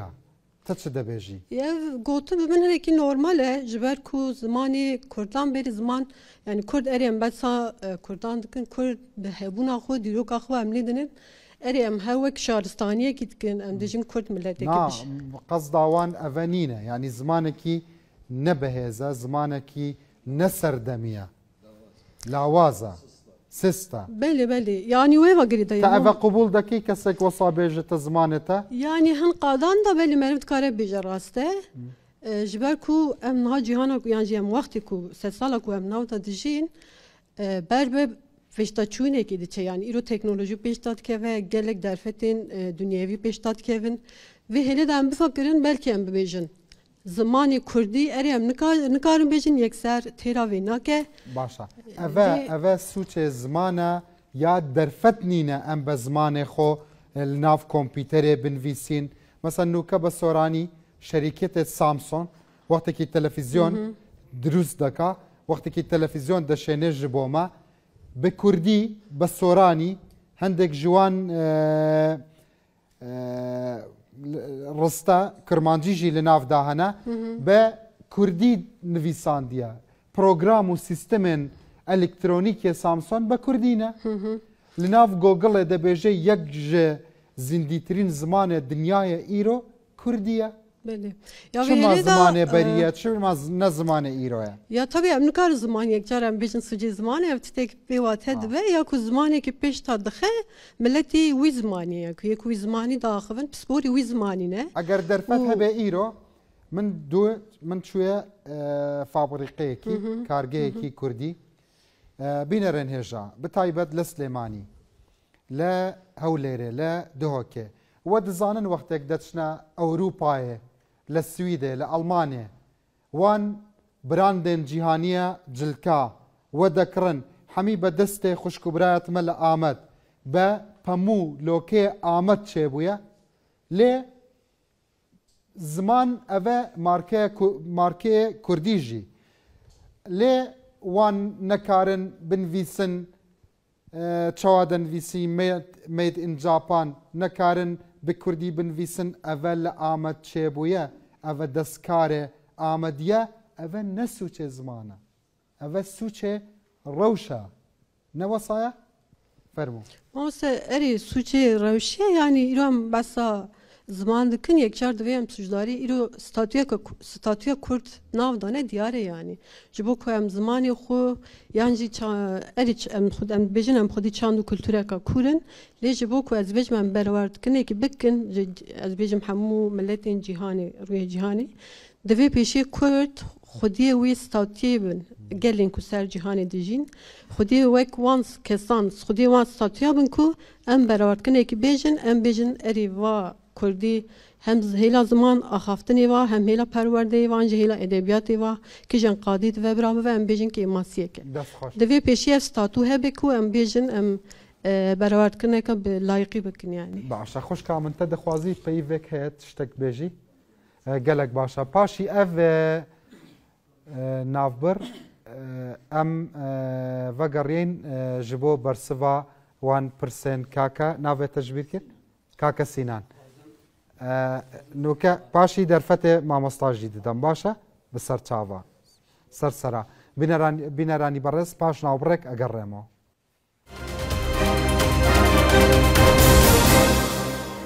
بینەرن هێژا نوکە هونەرمەندێکی بەتوانا و مەزنێ باشوورێ کوردستانی هاتیە ئامەدێ میوانێ مەیە دەخوازێ چەند سترانێکی پێشکەشێ خەڵکێ باکوورێ بکە پێشکەشێ میوانژی بکە هونەرمەندێ ئازیز و خۆشەویست کاک ئەیوب عەلی کاک ئەیوب فەرموو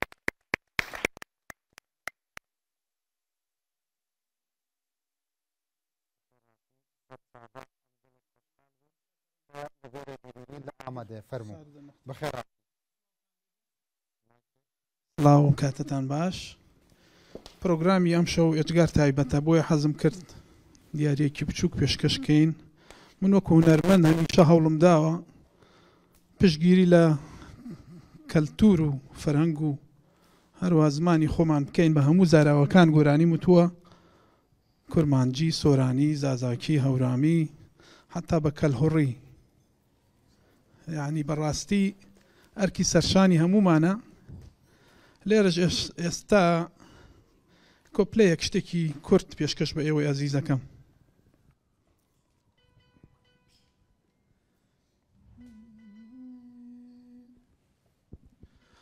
تەختەک چێکە جهەوایێ تەختەک چێکە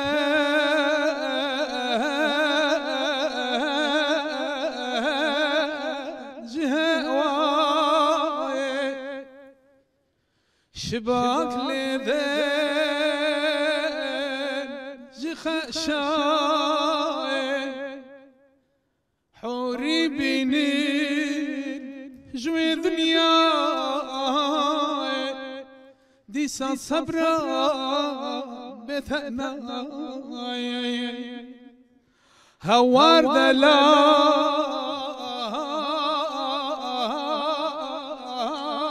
هوار دلال تصاصبي آواز العيال تدقى بخو مقوحل عيال ورا جيران تواسماني نزنك نذل باري ورا جيران تنكتشف غباري هوار ذلا تصاصبي أباز الله دجم سليماني قوي جنلي ديارة أيوة يزارة يان ديدم زارة دجم سليماني قوي جنلي ديارة أيوة يزارة يان ديدم زارة بقادر قوي خمل ظلم بارة ظل ذر ويزار باب الرواير بولا جولار صبح وإوارة ما تخر الزار قالك سپاس قالك سپاس شاوه تماس كم سرسرا سرچاوا يعني دستين وان خوش هنرمندين كرد دنگ بيجين كرد gelek harikar bin ku zamanê Kurdî biparêzin Kurdiya paqij ew stranên wan gotin wek dastan parastin harikar bin ku zamanê me werarê bikit. Di projeyên niştîmanê da Kaka Eyûb Elî bi zarên Kelhûrî, Zazakî, Soranî, Behdînî bi hemî zarên Kurdî stran gotiye di projeyê niştîmanî da wekî projeyekî rûdawê جارێکی دی ئەم گەلک دڵخۆش بووین تا پشکدار بووی دگەل مە ئەم شەو گەلک سپاس کاکە ئەیوب گەلک خۆشحاڵ بووم دیسان دەستی ئەوەش خۆش پرۆگرامێکی ئێزگار جوان سوودبەخش بە کەلتور و بە زمانی کوردی بینەرانی بەڕێز و خۆشەویست دیارە مایکەکەەوە بزانم لای برای خۆشەویستم بوو خۆشەویستان دیارە دوو پرسیار ئاراستەی مامۆستا کرا دوو پرس هەبوو ji بۆ wan بزانم مامۆستا بەرسڤێتە ji بۆ کاکێ من چییە بفەرموو مثلا گوت باv kalê me digotin zimanê bav kalan pirsekê ewa kir rast di Kurdî de ewa heye zimanê bav û kalan yani zimanê qedîm zimanê kevin duwê watê daye duwê manê daye min dema got ku zimanê dayîkê û wê zimanê bavan ne ku zimanê dayîkê rabûye û zimanê bav hatiye min xwest ku dewletê polîtîka wan ew bûn keçên Kurdan bibin dibistanê asîmile bikin Tirkî fêr bikin ew jî bi zarokê xwe re mindalê xwe re qise bikin min xwest ez ew ê bêjim zimanê dayîkê ji ku hatiye zimanê dayîkê li Ewropa zêdetir bo ku perwerde ye maf heye ew ji wê hatiye heta virjî hatiye dibijin zimanê dayîkê li malê yanî esas li Swêdê jî zimanê dayîkê bûn salê dawî da guhartin kirin zimanê malê yanî zimanê dayîkê wan nabijin dibe zimanê malê بەڵێ مامۆستا من دەخوازم te wekî xudan çend pertûkan zêdetir li 10 pertûkan te dizanî kes moralê me bilind naka li dinyayê ne em bi tenê ne em wekî darberû baxewanê me nîne baxdarê me nîne te çi dibêjî ji hember zimanê me wekî xamek wekî توانایە زمانێ me ئایا زمانێ me لاوازە نا زمان ما نالاوازه زمانی که دولمنده زمانی که قدیمه دو سال داوی دجی لیکولین کرن کو زمان گلک زمان هند و اوروپی çavkani avan Zagros'un, Zagros'an çuneş Kürdistan'ı belavune bingeh zamanı Kürdi ve hatta Hindu Avrupi Kürdistan'ı. Zamanı me zamanı ki kadime. Zamanı me jbo ku qadaxa buye Kürdistan perçe buye, jevu duketiye, Sorani u Kurmancı u cev ketiye da gerkeran ava kiriye. Le zamanı me her ku devlete me heta nuha çe nebune jil başur statüye ki heye. Zamanı me je wêjêra, ji edebiyatê ra, ji felsefê ra, ji matematikê ra, ji hemû şaxê zanistî ra têr dike. Bixwe ev program, bixwe televizyonên Kurdî, bixwe berzbûn, bilindbûna zimanê Kurdî ye. Zimanê hemû dunyayê ku bikar tînin, hem jî bikar tînin. Li zanîngehê bikar tê, li medya kar tê, Pirtûkan kar tê, romanan tê, zimanê me çima zimanê me ne lawaze, zimanê me... Mamasa min tiştek got, min got software û sistemê elektroniyê televîzyon li Japonê diyalektê cudaya me dixatin nav sistemê televîzyonê te bi kontrol dikarî vegeryan bikey, serc bikey, çi problem nîne. ل جمع ل باشوره مامستا جمال عبدول پرتوکک پروگرام چه کریه کیمیا دکاری به کردی بخوانی حتی ماستر و دکترا به کردی تا چشتکی زمانکی بیانی لازم نینه اوه چنه اوه آماجه و نینه که زمان ما پر مزن و پر دولمنده گلک ج زمانن روشالات ناوینه اگر وشو دستواجين بياني لوان بستني خودت تشتكي وصل نامينه بله راسته يعني زمان ما زمان كيلا زمان ما نبوه قد خسره پرورده داناتي بكارانين دور da belki van em bejin lawaziyê ki çê bûye zimanê me ne zimanê ki lawazê bizanim kaka Umer çi dibêje em dikarîn çawa zimanê xwe zîndû bêlin çima zimanê xwe mezintir bikên çima moralet xelkê xwe çawa moralet xelkê xwe bilindtir bikên ji bo parastin û axaftin bi zimanê şîrînê Kurdî.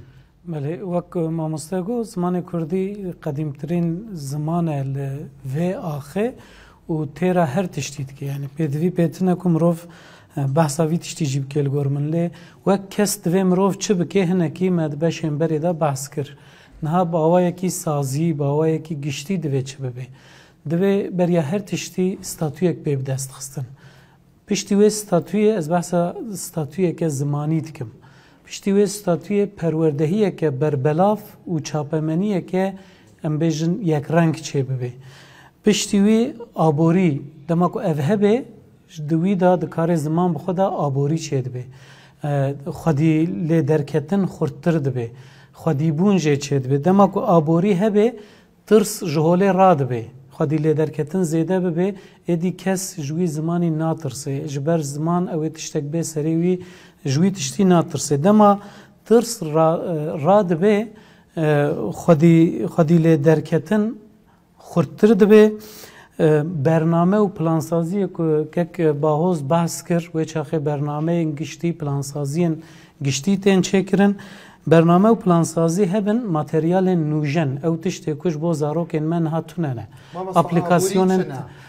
aplikasyonên telefon û gelek tiştan ez bêjim dema ew çê bibe tomarkirin dibe tomarkirin xwehezî xwenasînê çê dibe dema ku her Kurd bizanibe zimanê wî wekku mamoste got zimanekî gelekî qedîme ew çax ji bo statûyê daxwazeke xurtir çê dibe aborî ez yek mînakekê bidim kek renj na aborî min daxwazim tiştekî dîbêjme birayê mezinê xwe berî dû rojan min çûme fabrîqeyekî li Vêrê bi İngilîzî dibêjin capital cost têçûyê pareyê ev karge dizanî çend e li Amedê 100 milyon dolara 3000 xurt û qîzên me li wê derê kar dikin bi hev re kirmancî daxivin bes kem kirmancî daxivin zêdetir Tirkî daxivin زازاکی جی ناخبن اوس نسوچه ما چند کارگه وصا هنه لویره آبوریت من نخرابه مورالت مخرابه باوری ما بخو خرابه بله نها برێژی ئەف تشت me bi xwe gelek caran wek sazî û dezgeh me daxwaz ji karsazan dikir yek ji şert û mercên wergirtina kar em bêjin kesekî bigirî ji bo xebatê jê daxwaz bike em li Kurdistanê ne li paytexta Kurdistanê ne li dilê Kurdistanê ne herkes Kurd e bila ew kesê xebatkar bi Kurdî bizanibe dema mêvanek hat bila bi Kurdî jê re bêje bi xêratin Xwedê westayet me dar hene dartaşî hene مطبخه موبق دبیجین ام لسلیمانی لویر چه دکن دشینن جبو انگلترا دشینن جبو پاریسه لآمده یعنی کارسازی ما نکمه لویره لآمده بله دستور هبه جبو آبوری قصدا من چه بو گلک میناک هنه وک میناک چند سال بری لسازیه که کلوی داره پروردهی کردی ده ام بیژن بناو 6 ماهدا 300 کس دچون جبو کو فری خواندن و نویسینا کردی ببن لدما کو دولت گوت ام ورگیران بگرن جبو لدادگهان جبو کردی و ترکی ورگر بکن دناو هفته که دا 2000 کسان سری لوی سازیه دا دما ترته 6 و بو به هزاران کسان خواستن هینی کردی ببن دما زانینگه ها ارتوقلیه دما هیویا داهات که آبوریه که خباته که زمان چه ببه وک میناک نهال باشور ام دزانن زیدتر بالداری هیا داخوازه گل زیدتر هیا که هرن دبستانن که به انگلیزی درس دن جبر چه جبر دبیجن دما زاروکن ما به انگلیزی بزانبن انگلیزی آوان چیتر به اوی داهاته که داهاتویه که سبروجه که باشتر خوشتر به دست بخن نهال روجاوای کردستانی لگل که پروردهی به کردی تی داین جی هنک مالبات پروردهی به عربی ترجیح دکن سدم آوی دبیجن سبی رو کردی زانینگه خلاص بکن در فتا دیتنا کاره کی دبارا خو و تنبه عربی به دکارن لگلک جیام خبتن نو کله ویری بجارتین درس کردی هنه چه دبیجی خلق 2 ساعتان پشکدار بن دسری ده ای سال 20000 کس پشکدار بویا بله ام چوا دکارین بکینه 40000 100000 200000 2 میلیون لا آمده پر هسانه دسری ده دوی از بیا بیجم 2 ساعت درسن هلبجارتی جبو کردی کمرو فری کردا بکی قط نبسه لی نها او درفت هیا اموی درفتی چاد کارم کاربین براستی هر تشت به هوا گریدایه وقت دیسا به همان آوی ام بیجن 2012 هنده اف زاگون درکت 2013 و 14 هنده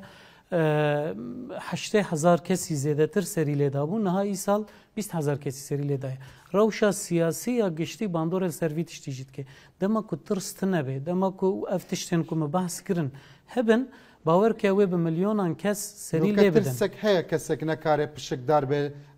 دناو وان در سادا ای سال ما بخو خبات کر ما هول دا کو گل کرد جبو زارو کن خو وان در سهل بجری گلک آستنگنه وک میناک چند مهبر یا و درسک دوید سری لی بدی دما تدچی دبستانه داخوازنامه دخوازی بنویسی دبیجن ماموسته متونه دبیجن پولا متونه دبیجن حتی که 10 کس 15 کس سری لی نده امن کارم پوله که وکن ها یا کسی جهف چه ناوه بلکی 100 کس سری لی ده ناکن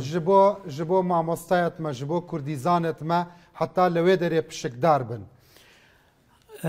حتی که برخودانه که داخوازه که خورد تنبه امن کارم به تو آوای استاتویه که به دست بخم ام دبی به هر آوایی ده همو خلق چما پشکدار نابێتە دەبێژی مامۆستا کەم بووە هۆڵا خواندنێ کەم بووە من دەبێژم چ دەبێژی مەسەلەن gelek kes hene dikarin zimanê Kurdî dersan bidin na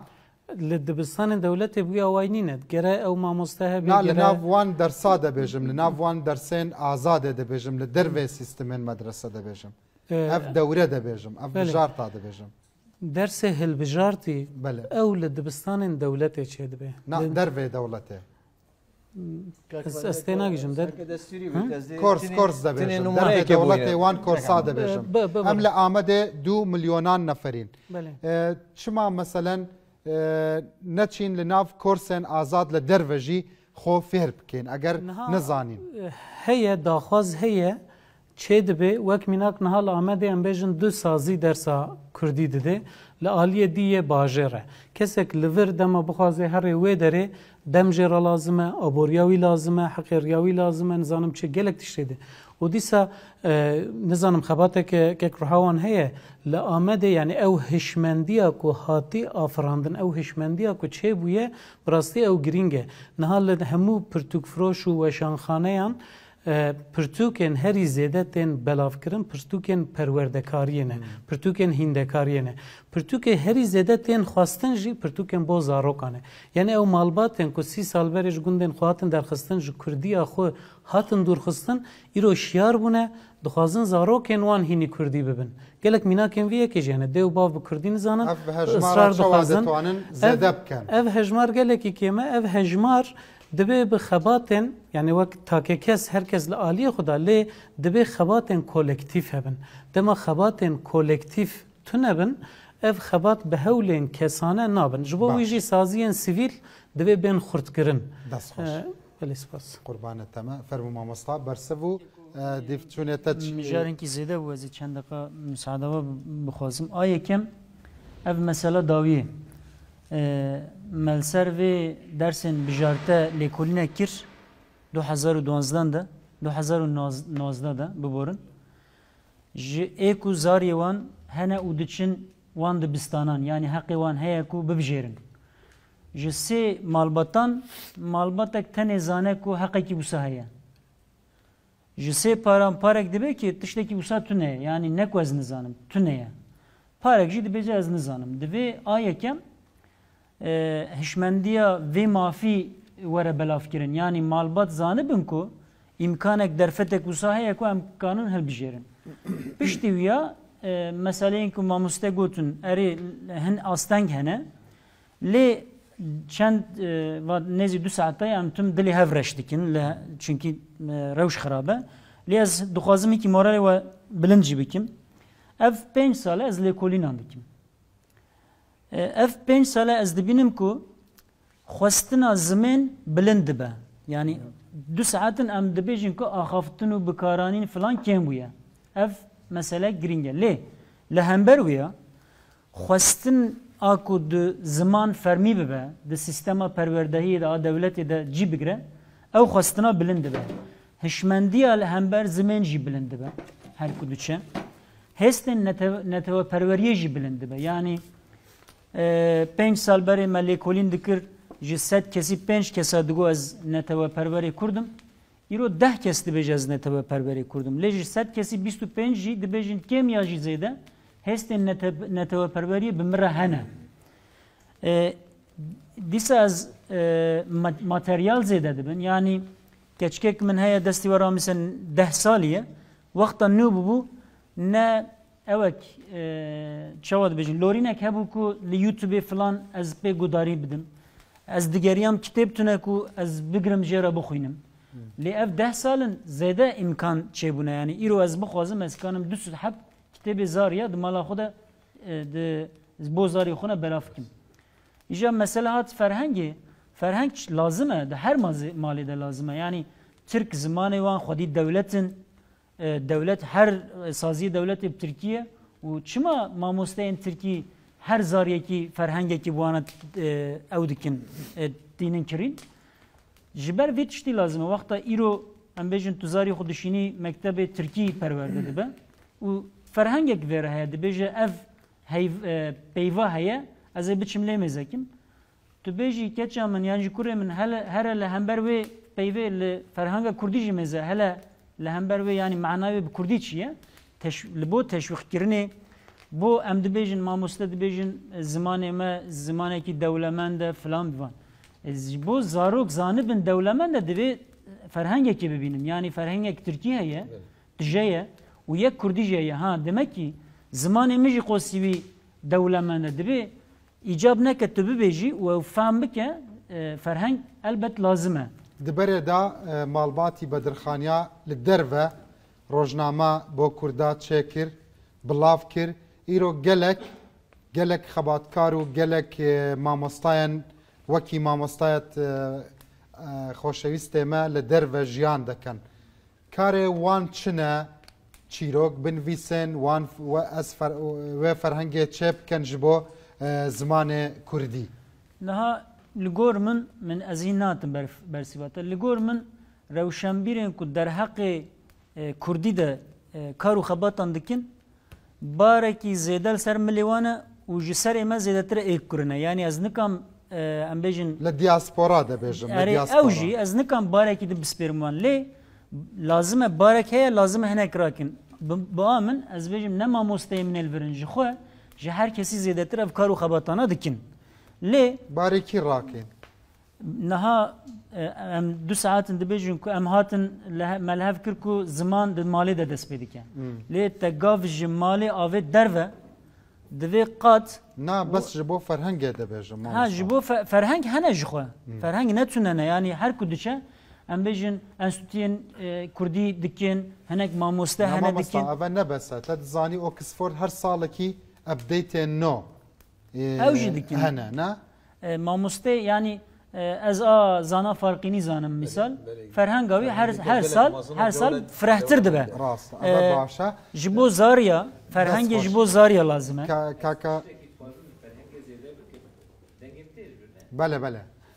Mesela ferhengê ne mesela ku ez bêjim em ferhengekî amade bikin bidin zaroka ya jî em bikarbînin mesele ferheng pirtûka pîroz a zimanekî ferhenga wî zimanî. Çünkü ferheng hemû peyvên te tiştê de duê ferhengê dane. Ferhenga vî milletî di nava hişê wî de bû ez bêjim 100 sal berê lê îro ew ferheng divê li qeydê keve û li ber destê me be. Em karê folklorê dikin, karê berhevkariyê dikin. Em her berhema xwe da em pêncî 700 peyvê wisa dibînin ku ferhenga da qeydkirî nînin. Û ferhenga ku em dixwazin qala wî dikin pênase gerek Kurdî bi Kurdî be. Yani tu rabî peyveka Kurdî tu bêjî dar, tu li hemberî bêjî ağaç, ev nabe ferhenga Kurdî. Divê tu bibêjî dar çi ye? Wexta tu ji ixtiyarekî ji pirsî divê dar çi ye divê dar darê. Em vêya jî naxwazin. Dar pênaseya darê çi ye divê ferhenga giştî bê amade kirin. Yani ferheng dewleta zimanekî ye. Divê tu pêşî wê ferhengê ava bikî. Ji bo çi mesele em çênak? Pirsa min ev e ji bo heta îro eger plana me, projeya me hebûye, hişmendiya me hebûya ez bawer dikim me ji ferhengê dest pê bikire. Çünkü gelek karên me xebatên me mesela em bêjin li Wexfa Mezopotamyayê em karên terminolojiya têgehên hukûkê çê dikin, em karên mesela tenduristî terminolojiya tenduristî çê dikin, em diyên ka peyvên me li ku ne, ferhenga me li ku ye. Em diçin ba karekî ez kalê xwe godarî dikim, bi sedan peyvên wê li ferhengê digerim di ferhengê de tune ne. Ma ev peyv ne peyvên me ne? Yani ez dibêjim eger insanek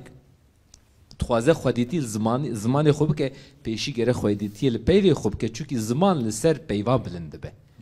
Yani tu divê xwedîtiyê li peyvên xwe bikî ku tu karibî xwedîtiyê li zimanê xwe bikî. Ez heq didim te divê meselê de mamoste niha kêmasiya herî mezin sazîbûne. Di nav Kurdan da ê Bakur da ez di nav baş nizanim. Sazîbûnek yani kêmasiyek sazîbûnê kêmasiyek mezin e û problemek din jî heye her tişt û beşê me diherike siyasetê. Yani tu saziyek em bêjin seba ziman ava dikî, 2 sala kar û xebatên baş dike, ew sistemek ava nebûye û em bêjin bi kar û hewlên mamoste bahoz dimeşe û karên baş dike. Mamoste bahoz dilê wî diherike siyasetê diçe, ew karal cî xwe dimîne. Yani sistemek tune ku bimeşe. A yekem divê yani sazîbûn ne tenê em bêjin bi hewlê min û te ciyê ku saziyê ku em lê ne sibe tiştek hat serê min divê ew saziya roja din mîna ku do çi kar kiribû ya devam bike kanî ve devam bike. Kêmasiya sazîbûnê yani kêmasiyek wisa heye. İja mesela pirsa mamoste siyaset çi dike? Niha siyaset ez ada wî pêşî bêjim. Eger em daxuyaniya xwe eger em peyvên xwe bikîne siyasî xwedê bilekse armanca me bele sfam dikim bele te dibêjî pirsê ziman kemtir pirsên siyasiya pirsên civakiya bes paşê ev navbir bersivê min dê spasiyata dikim baş e بنرن هجا پاشی ناوڕێکی ئەم دێ بەگەڕێ جارێکی تر بینەرانی بەڕێز یعنی تۆ دەڵێ کەمتر پرسی زمان پرسێکی سیاسیە زیاتر پرسێکی کۆمەڵایەتیە نها ez nikam nav yani bar nav de parve bikin ji ber ku li Bakur her tiş nav hev de ye nav hev ketiye minak niha wek min ji hevalê re got li Bakur hişmendiya zimin mîna barekî em li millet bar dikin herkes ne mecbûr e barekî polîtîk hişmendiyekî rake bide pişta xwe bêje ez ê Kurdiya xwe biparêzim ya ji wî re jiyan lazim e zimanê wî Kurdî ye yani qeder wî kiriye Kurd lê em barekî dispêrin lê hinek sazî hene wî barî hem ew hildidin hem jî qeder dide ser piştewan mînak hereketên siyasî mînak komeleyên di vê meselê de kar û xebatan dikin îro ji 5 sala mesela bibînim berhev îro ji 5 sala çêtir e hereketên ku derheqê zimên de kar û xebatan dikin aktivîzmê jî dikin yani ji 5 sal berê nekutune bû lê îro tarz hinkî di zêde digîje qada lê siyaset mesela mamoste çend pêv got yek got em nawêrin jî yani wêrekbûn jî heye çend sal berê kitêb tune bû me bixwanda ne ji zarî xwe re jî bixwanda yani ji zariya re bixwanda neyê mezin e lê şaredariya Sûrê kitêbek çap kir li her malê belav kir got serê şevê hûnê çîrokekê bixwînin kampanyek dest pê kir mêrik ji kar hat yani destê ji karê wî hat avêtin şaredarê me şaredariya wî iptal kirin lê siyasetê çi kir ji vir em bêjin gava xwe paş de navêt teş de avêt cara din dîsa kirin namzet millet dîsa ew hilbijêrt îja hinkî firehtir bû em bêjin weşanxaneyek ava bû kitêb pir bûn piştgirî hat bo saziyan hat dayîn zarokîstanek ava bû du ava bûn yani bo em bêjin berî mekteba mecbûrî em zarî xwe bişînin ez biqedînim biborin yani çi dike hêdî diçe em dereng mane lê dîsa jî tiştekî ku kar û xebatek heye diherike lê ez ew nakim ku yani çawa dibêjin ez pesed nakim ku herkes zane ku talûke çi ye em ev kar û xebatê me hêdî û lawaz diherikin lê talûke em bêjin talûke asîmîlasyonê talûkeyek mezin e divê imkanên em bêjin şaredariyan îro ez zanim tune ama sibe wê hebe divê ne 15 sal şûn ve çer ku kar bi dest xwe xist îro her şert û merç her imkan her derfet bo Kurdî belav bibe bo firehtir bibe were ew xizmeta firehtir bêkirin ev yani tiştan dikin lê kêm dikin kêm dikin ama dikin lê divê zêdetir bibe dest xweş dest xweş mamosta te got wextekî dexwazî bele kirîn û firotin li welatê me û ticaret karê hevdû bigire yani bi Kurdî îroj em roj em ê bêjin çim gwa spanêr bikirim ji ber gwazê herim başûr sê çar rojî dî min jê re got kîlo çi ye dibe ez teqmîn dikim got heştê weraq yani 80 lîra gorim got bi Kurdî peyve golo amûlo fêrbûna baweriya min meseleyê zê car dî wê bêjim rihîmilî kurdayetî li Bakur kêm bûye maalesef yani cesaret me re nemaye got em karibin bi zimanê xwe biaxivin kirîn û ticaretê bikin kirîn û firotin û ticaretê bikin ew gotina te ez bidere me lê maalesef yek jê siyasetê tesîr kiriye yani ew insanê got siyasetê dikin xwedî hêzin tiştekî ji bo mesela Kurdî zimanê Kurdî pêş nexistine ewa sûcdarin bi rastî civata Kurd li Bakur sûcdarin di dûmahî da dixwazim em ji bo milletê xwe biaxivîn mamosta em mesela baskiyan evkiyan Katalonyayê Katalon hemû tenê ême siyasetin komelê ku vedikin kursê ku vedikin tamam vedikin spas ji wan re kirine yek ji aliyê gel ve dem û dezgehên gelêrî ê xelkê mesela li Katalonyayê 1700 de 1800 de dewlemendê wan dem û dezgehên çandiyê ziman û ava kirine ne ku partiyên wan îja ji wê çaxê ve akademiyan ava kirine komelan ava kirine همو دمو دزگان آوا کرنش بو ویجی دناوا وان دا زمان وان گلک پیشکتیه لبارسلونا کس نکاره اسپانی بپیوه باشا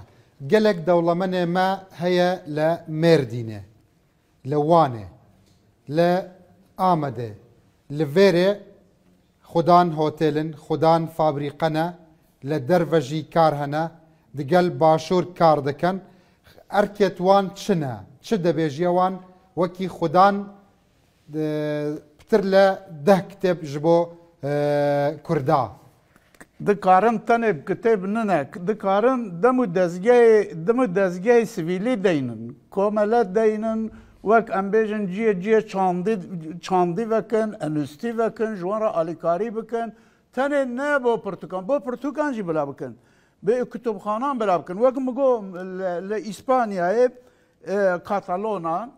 یکی دنجی مثلا کاتالون دچم من چند جاران چند جیانگو پر بالکیشه مزه دکن که او که واندا منوی رستوران گاندا جیه دنده انگلیسیه و اسپانیولیه او دمو دزگه و پارتیه وان دبجن که یا چما وایه لور باجار ما چما زمان ما قدقه گروپ چه دکن کم دچن لور داره دبجه کا بینون منو مزه دکن تدا زمان وان تونه دبی چما تونه دبی امجی ناخون دچن او دجوی دچن جی کدن جوی دچن جی کدن جوی پشت را میزه دکن هرکس میزه دکه کو بازرگانیه یعنی نوکه اگر لویره دکتوره کی لویر جی اواب کن اگر همون رستوران دا کافتریان دا جی کار دا بک پیوست بکن دوی کردی پیوه کردی بنفسینه یعنی اگر دکتوره کی کلینیکه کی چه دبیجن کلینیک دبیجن باشه اگر کلینیکه کی وقتی کی تدچی وکی کچکی کرد برسویتا ندا بزمانتا تجارکی دینه چی اوه تأثیر خود چه ناکه؟ چه دیگه چه اگر رستورانه کی مثلا منوی وان ناوت شتن تنبو بزمانه تا اگر تنه چی بایکوت بکی تأثیرت خو ناکه؟ بارسلونه دکه چمال ورا ناکه راست بيجي والله ما مصطفى بله دبي او ريبازي كو وي كسي او در جبر زماني خو ناچه جبر زماني خو بكار ناينه جبر زماني خو داخواز ناکه یعنی ناخواز بکار بینه دبی او ریباز جی یعنی بریا چوره کرن ایران بیشم بریا رکلام اینترنت آنجی به هوا کدن تشهیر اوی بته کرن من تشتكي ناكم حميات دبيجن دولت ام تقصير دولت جي دبينين ليه أبا فام ناكم هندك جاران دولت بوخو كورس فكريا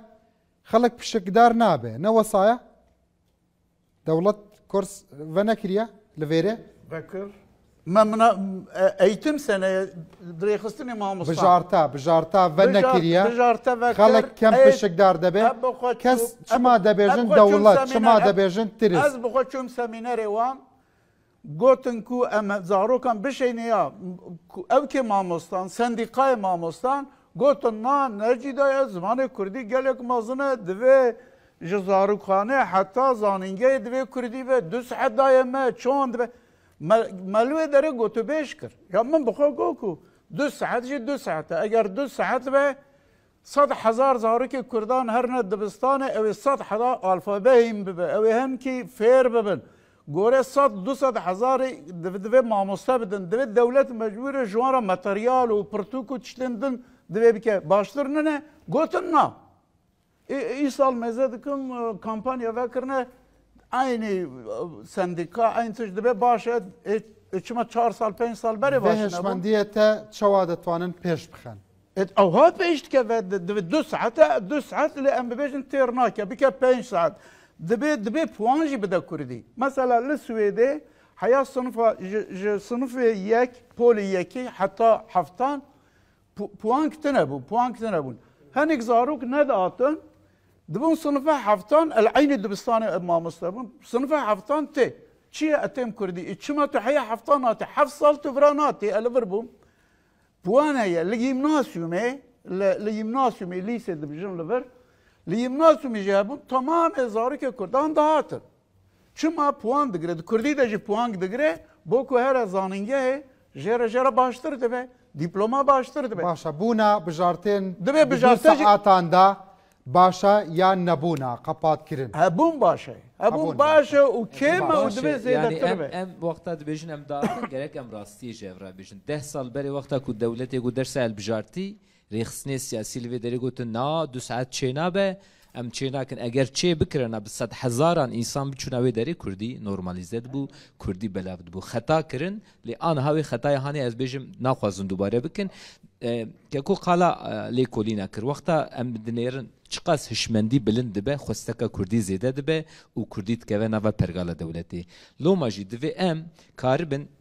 vیا بفکرن کوردی زمانی هەموو کوردان بێ کورد هەمووش کوردی بەرپرسیارن نه ئەز و تو فەلان کەس بیردۆزی نا چونکی ناسنامەیە زمانی ناسنامەیە سەرەکە هەموو کوردانێ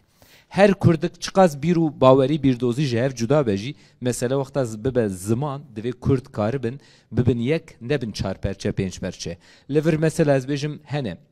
tora ez bêjim ziman û çanda Kurdî heye hez Kurd heye platforma zimanî heye yani ji bo çi di mesele zimanî de em bibin 10 perçe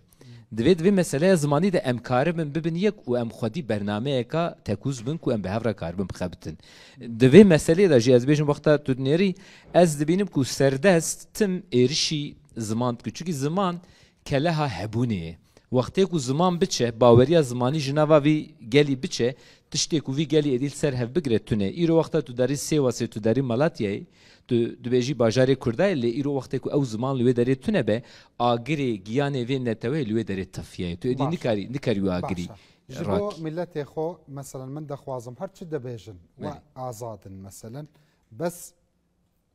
te dizanî yekên ji karên mezinê televîzyon ev e digel millet daxive min dixwazim guhdariya te bikem nûke ez temaşavanekim li malê xwe ne pêşkejvanim hez dikim bizanim li televîzyon çi basa te çi dibêjiye min milletim nûka min li nav malbata xwe danîştîm ev jina min e ev 2 zarok 3 zarokê min e bizanim çi dibêjî li televîzyonê Rûdawê çi basa her kesê tiştek bêje min tiştekî nabêje min nûke temaşavanim yani ez wextê ku dibînim televizyonê me Kurdan jî piranî ji ber ku em giştî bûne polîtîk televizyonê me ji xeynî nûçeya ji xeynî ez bêjim agahiyên ku ez bêjim li ser nûçeya didin televizyonên çandî televizyonên hunerî televizyonên zaroka televizyonên ku karibin Kurdî nîşanî insana bidin bilind bikin wextê me li Kurdî derê ders dida ez bêjim çand û kelepor û folklora Kurdî wextê me numûne didan me didît ku însan çiqas ji zimanê xwe dikarin hez bikin û zimanê xwe dikarin bawer bikin li vir mamoste mînak da dewlemendiya Kurdî yani Kurdî zimanekî dewlemend û zimanekî zengîn e lê Kurda Kurdî bi çavê serê xwe nediye heta niha jî Kurda gelek jara guhê Kurda çalak e Kurd wexta zimanê xwe ser kaxiza zimanê xwe wexta ser ekranê dibînin fam dikin ku Kurdî heye bi çavê serê xwe dibînin zimanekî bilind e li ser meselê em karê berhevkariyê dikin karê folklorê dikin deng di Kurdî de hene deng ji dengê xwezayê ji dengê însana ji dengê gelek tişta tenê ez bêjim dengê avê bibêjim ava ku ez bêjim val vê derê av wexta ku ez bêjim ji orda tê em qeyd dikin ku şira şira avê ye av li kevira dikeve em dibêjin xuşe xuşe avê ye av wekî baranê ji orda tê em dibên guje guje avê ye av wekî dilopê ji kaniyê tê em dibên çike çike lika lika avê ye av dikele em dibêjin bilqa bilqa avê ye em ligê xwe avê dixin em dibên çelpa çelpa avê ye yani ez wexta gelek denga û tişa dinêrim bi têra xwe zimanê me dewlemend de zengîn e bes ku em karibin biçekî aqilê xwe hişê xwe bişixînin û em li ser vî zimanî em xebatên xwe bikin yani wekî din tu problemek tune ez dibêjim hêla çandî hêla hunerî hêla zimanî divê em wan derxin pêş mamostapeyê vê te pir ciwan e lê rast e pêşkejvan li vêrê nîne nûke min temaşavanim lê alîkariya wan jî bike bizanim çi dibêjin di dûmayî da fermû Xwe piştî gotinekek bahoz mirov tiştê ser zêde bike gelek kêmtirin ez bawerim lê dixwazim vêbêjim zimanê her insanekî ji bo wê berî her tiştekî rewa ye zimanê me weke zimanê şîrê dayîka me ji bo me rewa ye nabe ku êdî bi hişmendiyekî rewşenbîrî ronekbîrî em wê bikin amûrekî siyasî كو ام دين همبر خو دفي او درحي مدى ام او تشتي الهمبرن ام الهمبر وابن يجبر يجبو من ناخ يجبو نفس نوية كردا باخ يجبو زاروكا باخ يجبو دايو بابا باخ جبو قيزو خرتن ما لحمي بارزگهن ما باخ أبا شافي وانا يعني از بيجم جوا حميره از بيجم وككا دايكا مرو رودنو مرو وك زاروكي وي حميل دورا وي دجفا لچيروك و سرپيهاتي و دستان و كلام و سترانن حمو پاشروجا خو انجي رابوريا خو مرو لي گهدار دكه و مرو بوي ذوقه كي منزن مرو حز دكه مرو مروفه مرو بهسته مرو هي و هبونا مرو جبو صبيت جرك بردوام به او زمان يعني زمان كردي جبو محميه او زمانه او دايكه او روشه او جرماهيه افجي ما في ميه وما فكي روايه جرك ام وك كرد اللي خدي در كيفن بحالان يعني ما دام امزانن دبن خطريه ده ما دام امزانن اشكستن هي تكچون هي بيوست ام غيرته بكن وبغيرتك مزن ام حمي دست بدن هفودي نبشو نا آلي و نا حزب و نكس يعني او كسي خوا كرد بينا وك نتو او جي هبونا نتوي هبونا زمانه كرك او نتو دست گرتنكي بهف گرتنكي مزن بالبشتيا واخباتا حمو بكن كو اف زمانه ما ببا زمانه زاروكو بيرو كال حموه زاروكي ما بكاربن ببيرو كالي مرا باخبن جبركو ايدي مخابن او زاروك او بيونديا بيرو كالا زاروكا جينمايه يعني جبروي چنده از بخواز گلکی بهیویمه دا آینده دا پیشروجه دا از دوی باوریه دمه کو اف خباته هان بین گرو گشکرن امی گلکی دمه که نزوده امی حمود تشتی خواه وگرن و گلکی باشتر امی خورد بکن بزانه بونجی دست خوش کاک عمر شوا خلق مد کارن د سوسیال میدیا دا تزانی هر کسی کی فیسبوک کی خو هنه وکی تلفزیون کیه وکی رادیو کیه شوا دکارن د سوسیال میدیا دا زمان شیرین کردی بخنه ناف هر ماله يعني رول ج برتوكان زيادتر مخابن ج هم بيجن چاپمنيا وقت تلفزيون وراديو زيادتر چاپمنيا ديجيتال شما مخابن اف نعمت خدايا ام نكارين اف منج خواندن را گوش مخابن يعني برتوكان ناخوينن مال پرن فيسبوك يدخوينن اف درفت چه بويا يعني وقت جبري كرم كر اف درفت هي كو مروف وان بكردي بكاربينه ايدي كلافيا كردي هي دگلك ابليكاسيون دا ام بيجن او ابليكاسيون ميديا ديجيتال فيسبوك وهري زيادت بكارانين بكردي دكاره بكارانين زيادتر 6 سالا جوجل دان بزمان مدانايا لفيسبوك يجي دكاري اكاونت تخو بكردي تشبكي يعني هر چشت فراهم بويا بس هر چشت آماده کردا بو خو نه آمادن اف شخو لگور من تشتین بوی رنگی با آوائه که سرشتی خوزایی دوی بین بکارانین يعني از کردم از فیسبوک که وکم از بکردی وکم دوی کم روف تشتین و هاجی جخورانه که وک بار یا وک کاره که وک تشته که دما کم مافی زمانی بکار و بحیسانی به بکارانین به سربستی به بکارانین جخو اف تشته که سرشتیه يعني مروف نکاره جو کرده که را بیجه که چمات بکردی چه ناکی جخو باوه که خوزایی دوی اف یک چه ببه يعني از جبر که وسا دفکرم از نزانم يعني کسی که کرد به از چه ماجه را بیجم حساب خوب کردی وکه پر حسانه تو کردی بکردی وکه دست خوش ما مستعد دوماهیه دا پیون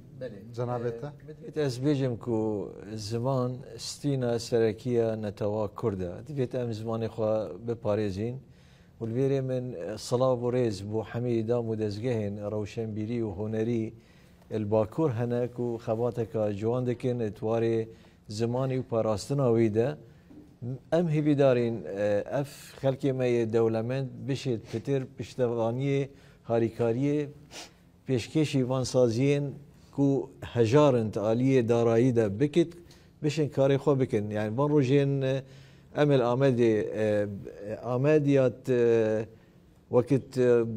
شهيانك روشنبيري وهنرية مظن ده يفان ده روجا دو ريدان المظن الباجيري تقومن وازبيت كم جي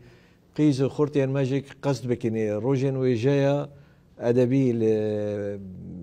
ويجاها آمد وليس و ريفابريا هنرية آمدي هروصا روجين شانويا كردي الآمدي اف وك هيزك يدي زماني كردي ايرو كم چون شانوگريك مديت او زماني خوش وان پیشکش کر جه ریزگرتنیه ما هی ویا کو اتناف خودجک وقتی چن چای جوت خون بکردی باخبن اوی ترکیه خوب چکی کیم بکن سپاس بوان قالك سپاس دكاري اف مايك ورا فيرا خوش كامل بله دا دو ماهية دا وكي پێشکەشوانێک وەکی کچکێکی کورد تا دووماهی بە پرۆگرام بێنە و تشتێکی دەخوازی بێژیە تەماشاوانن مە لە هەر جەهێکی فەرموو باشە فەرموو Ez dixwazim bi Kurd û Kurmancî vê yekê bêjim mirov her çi xas nikaribe bê çermê xwe bê bihînstandinekî bijî zimanê me jî ew nastameya me ye pêşkەşvanî kamera te li wê derê belê biraz serçava yani her çi xas mirovek bê çermê jiyana xwe nikar bidomîne bi wî awayî nikare bê zimanê xwe jî bidomîne û zimanê me rengê me ye hebûna me ye nava her milletekî da wek baxçeyekî em hemû gulek bin Kurdî jî gula sor e û gula herî xweş e bihên dema dide dora xwe em bi hevdora Kurdî da axivin ji xwe ev şarêzebûna herî mezin e bo me zimanê me her tişte û em layıqê her tiştîne Kurdî divê her alî da her qadê da xwe tu tiştî kêmtir nebîne û bi vî awayî serdestiya xwe em di nava jiyanê xwe da şexsî da dest pê bikin û heta ku em bigînin civatên mezin û berfireh ez spasiya gişka dikim gelek spas.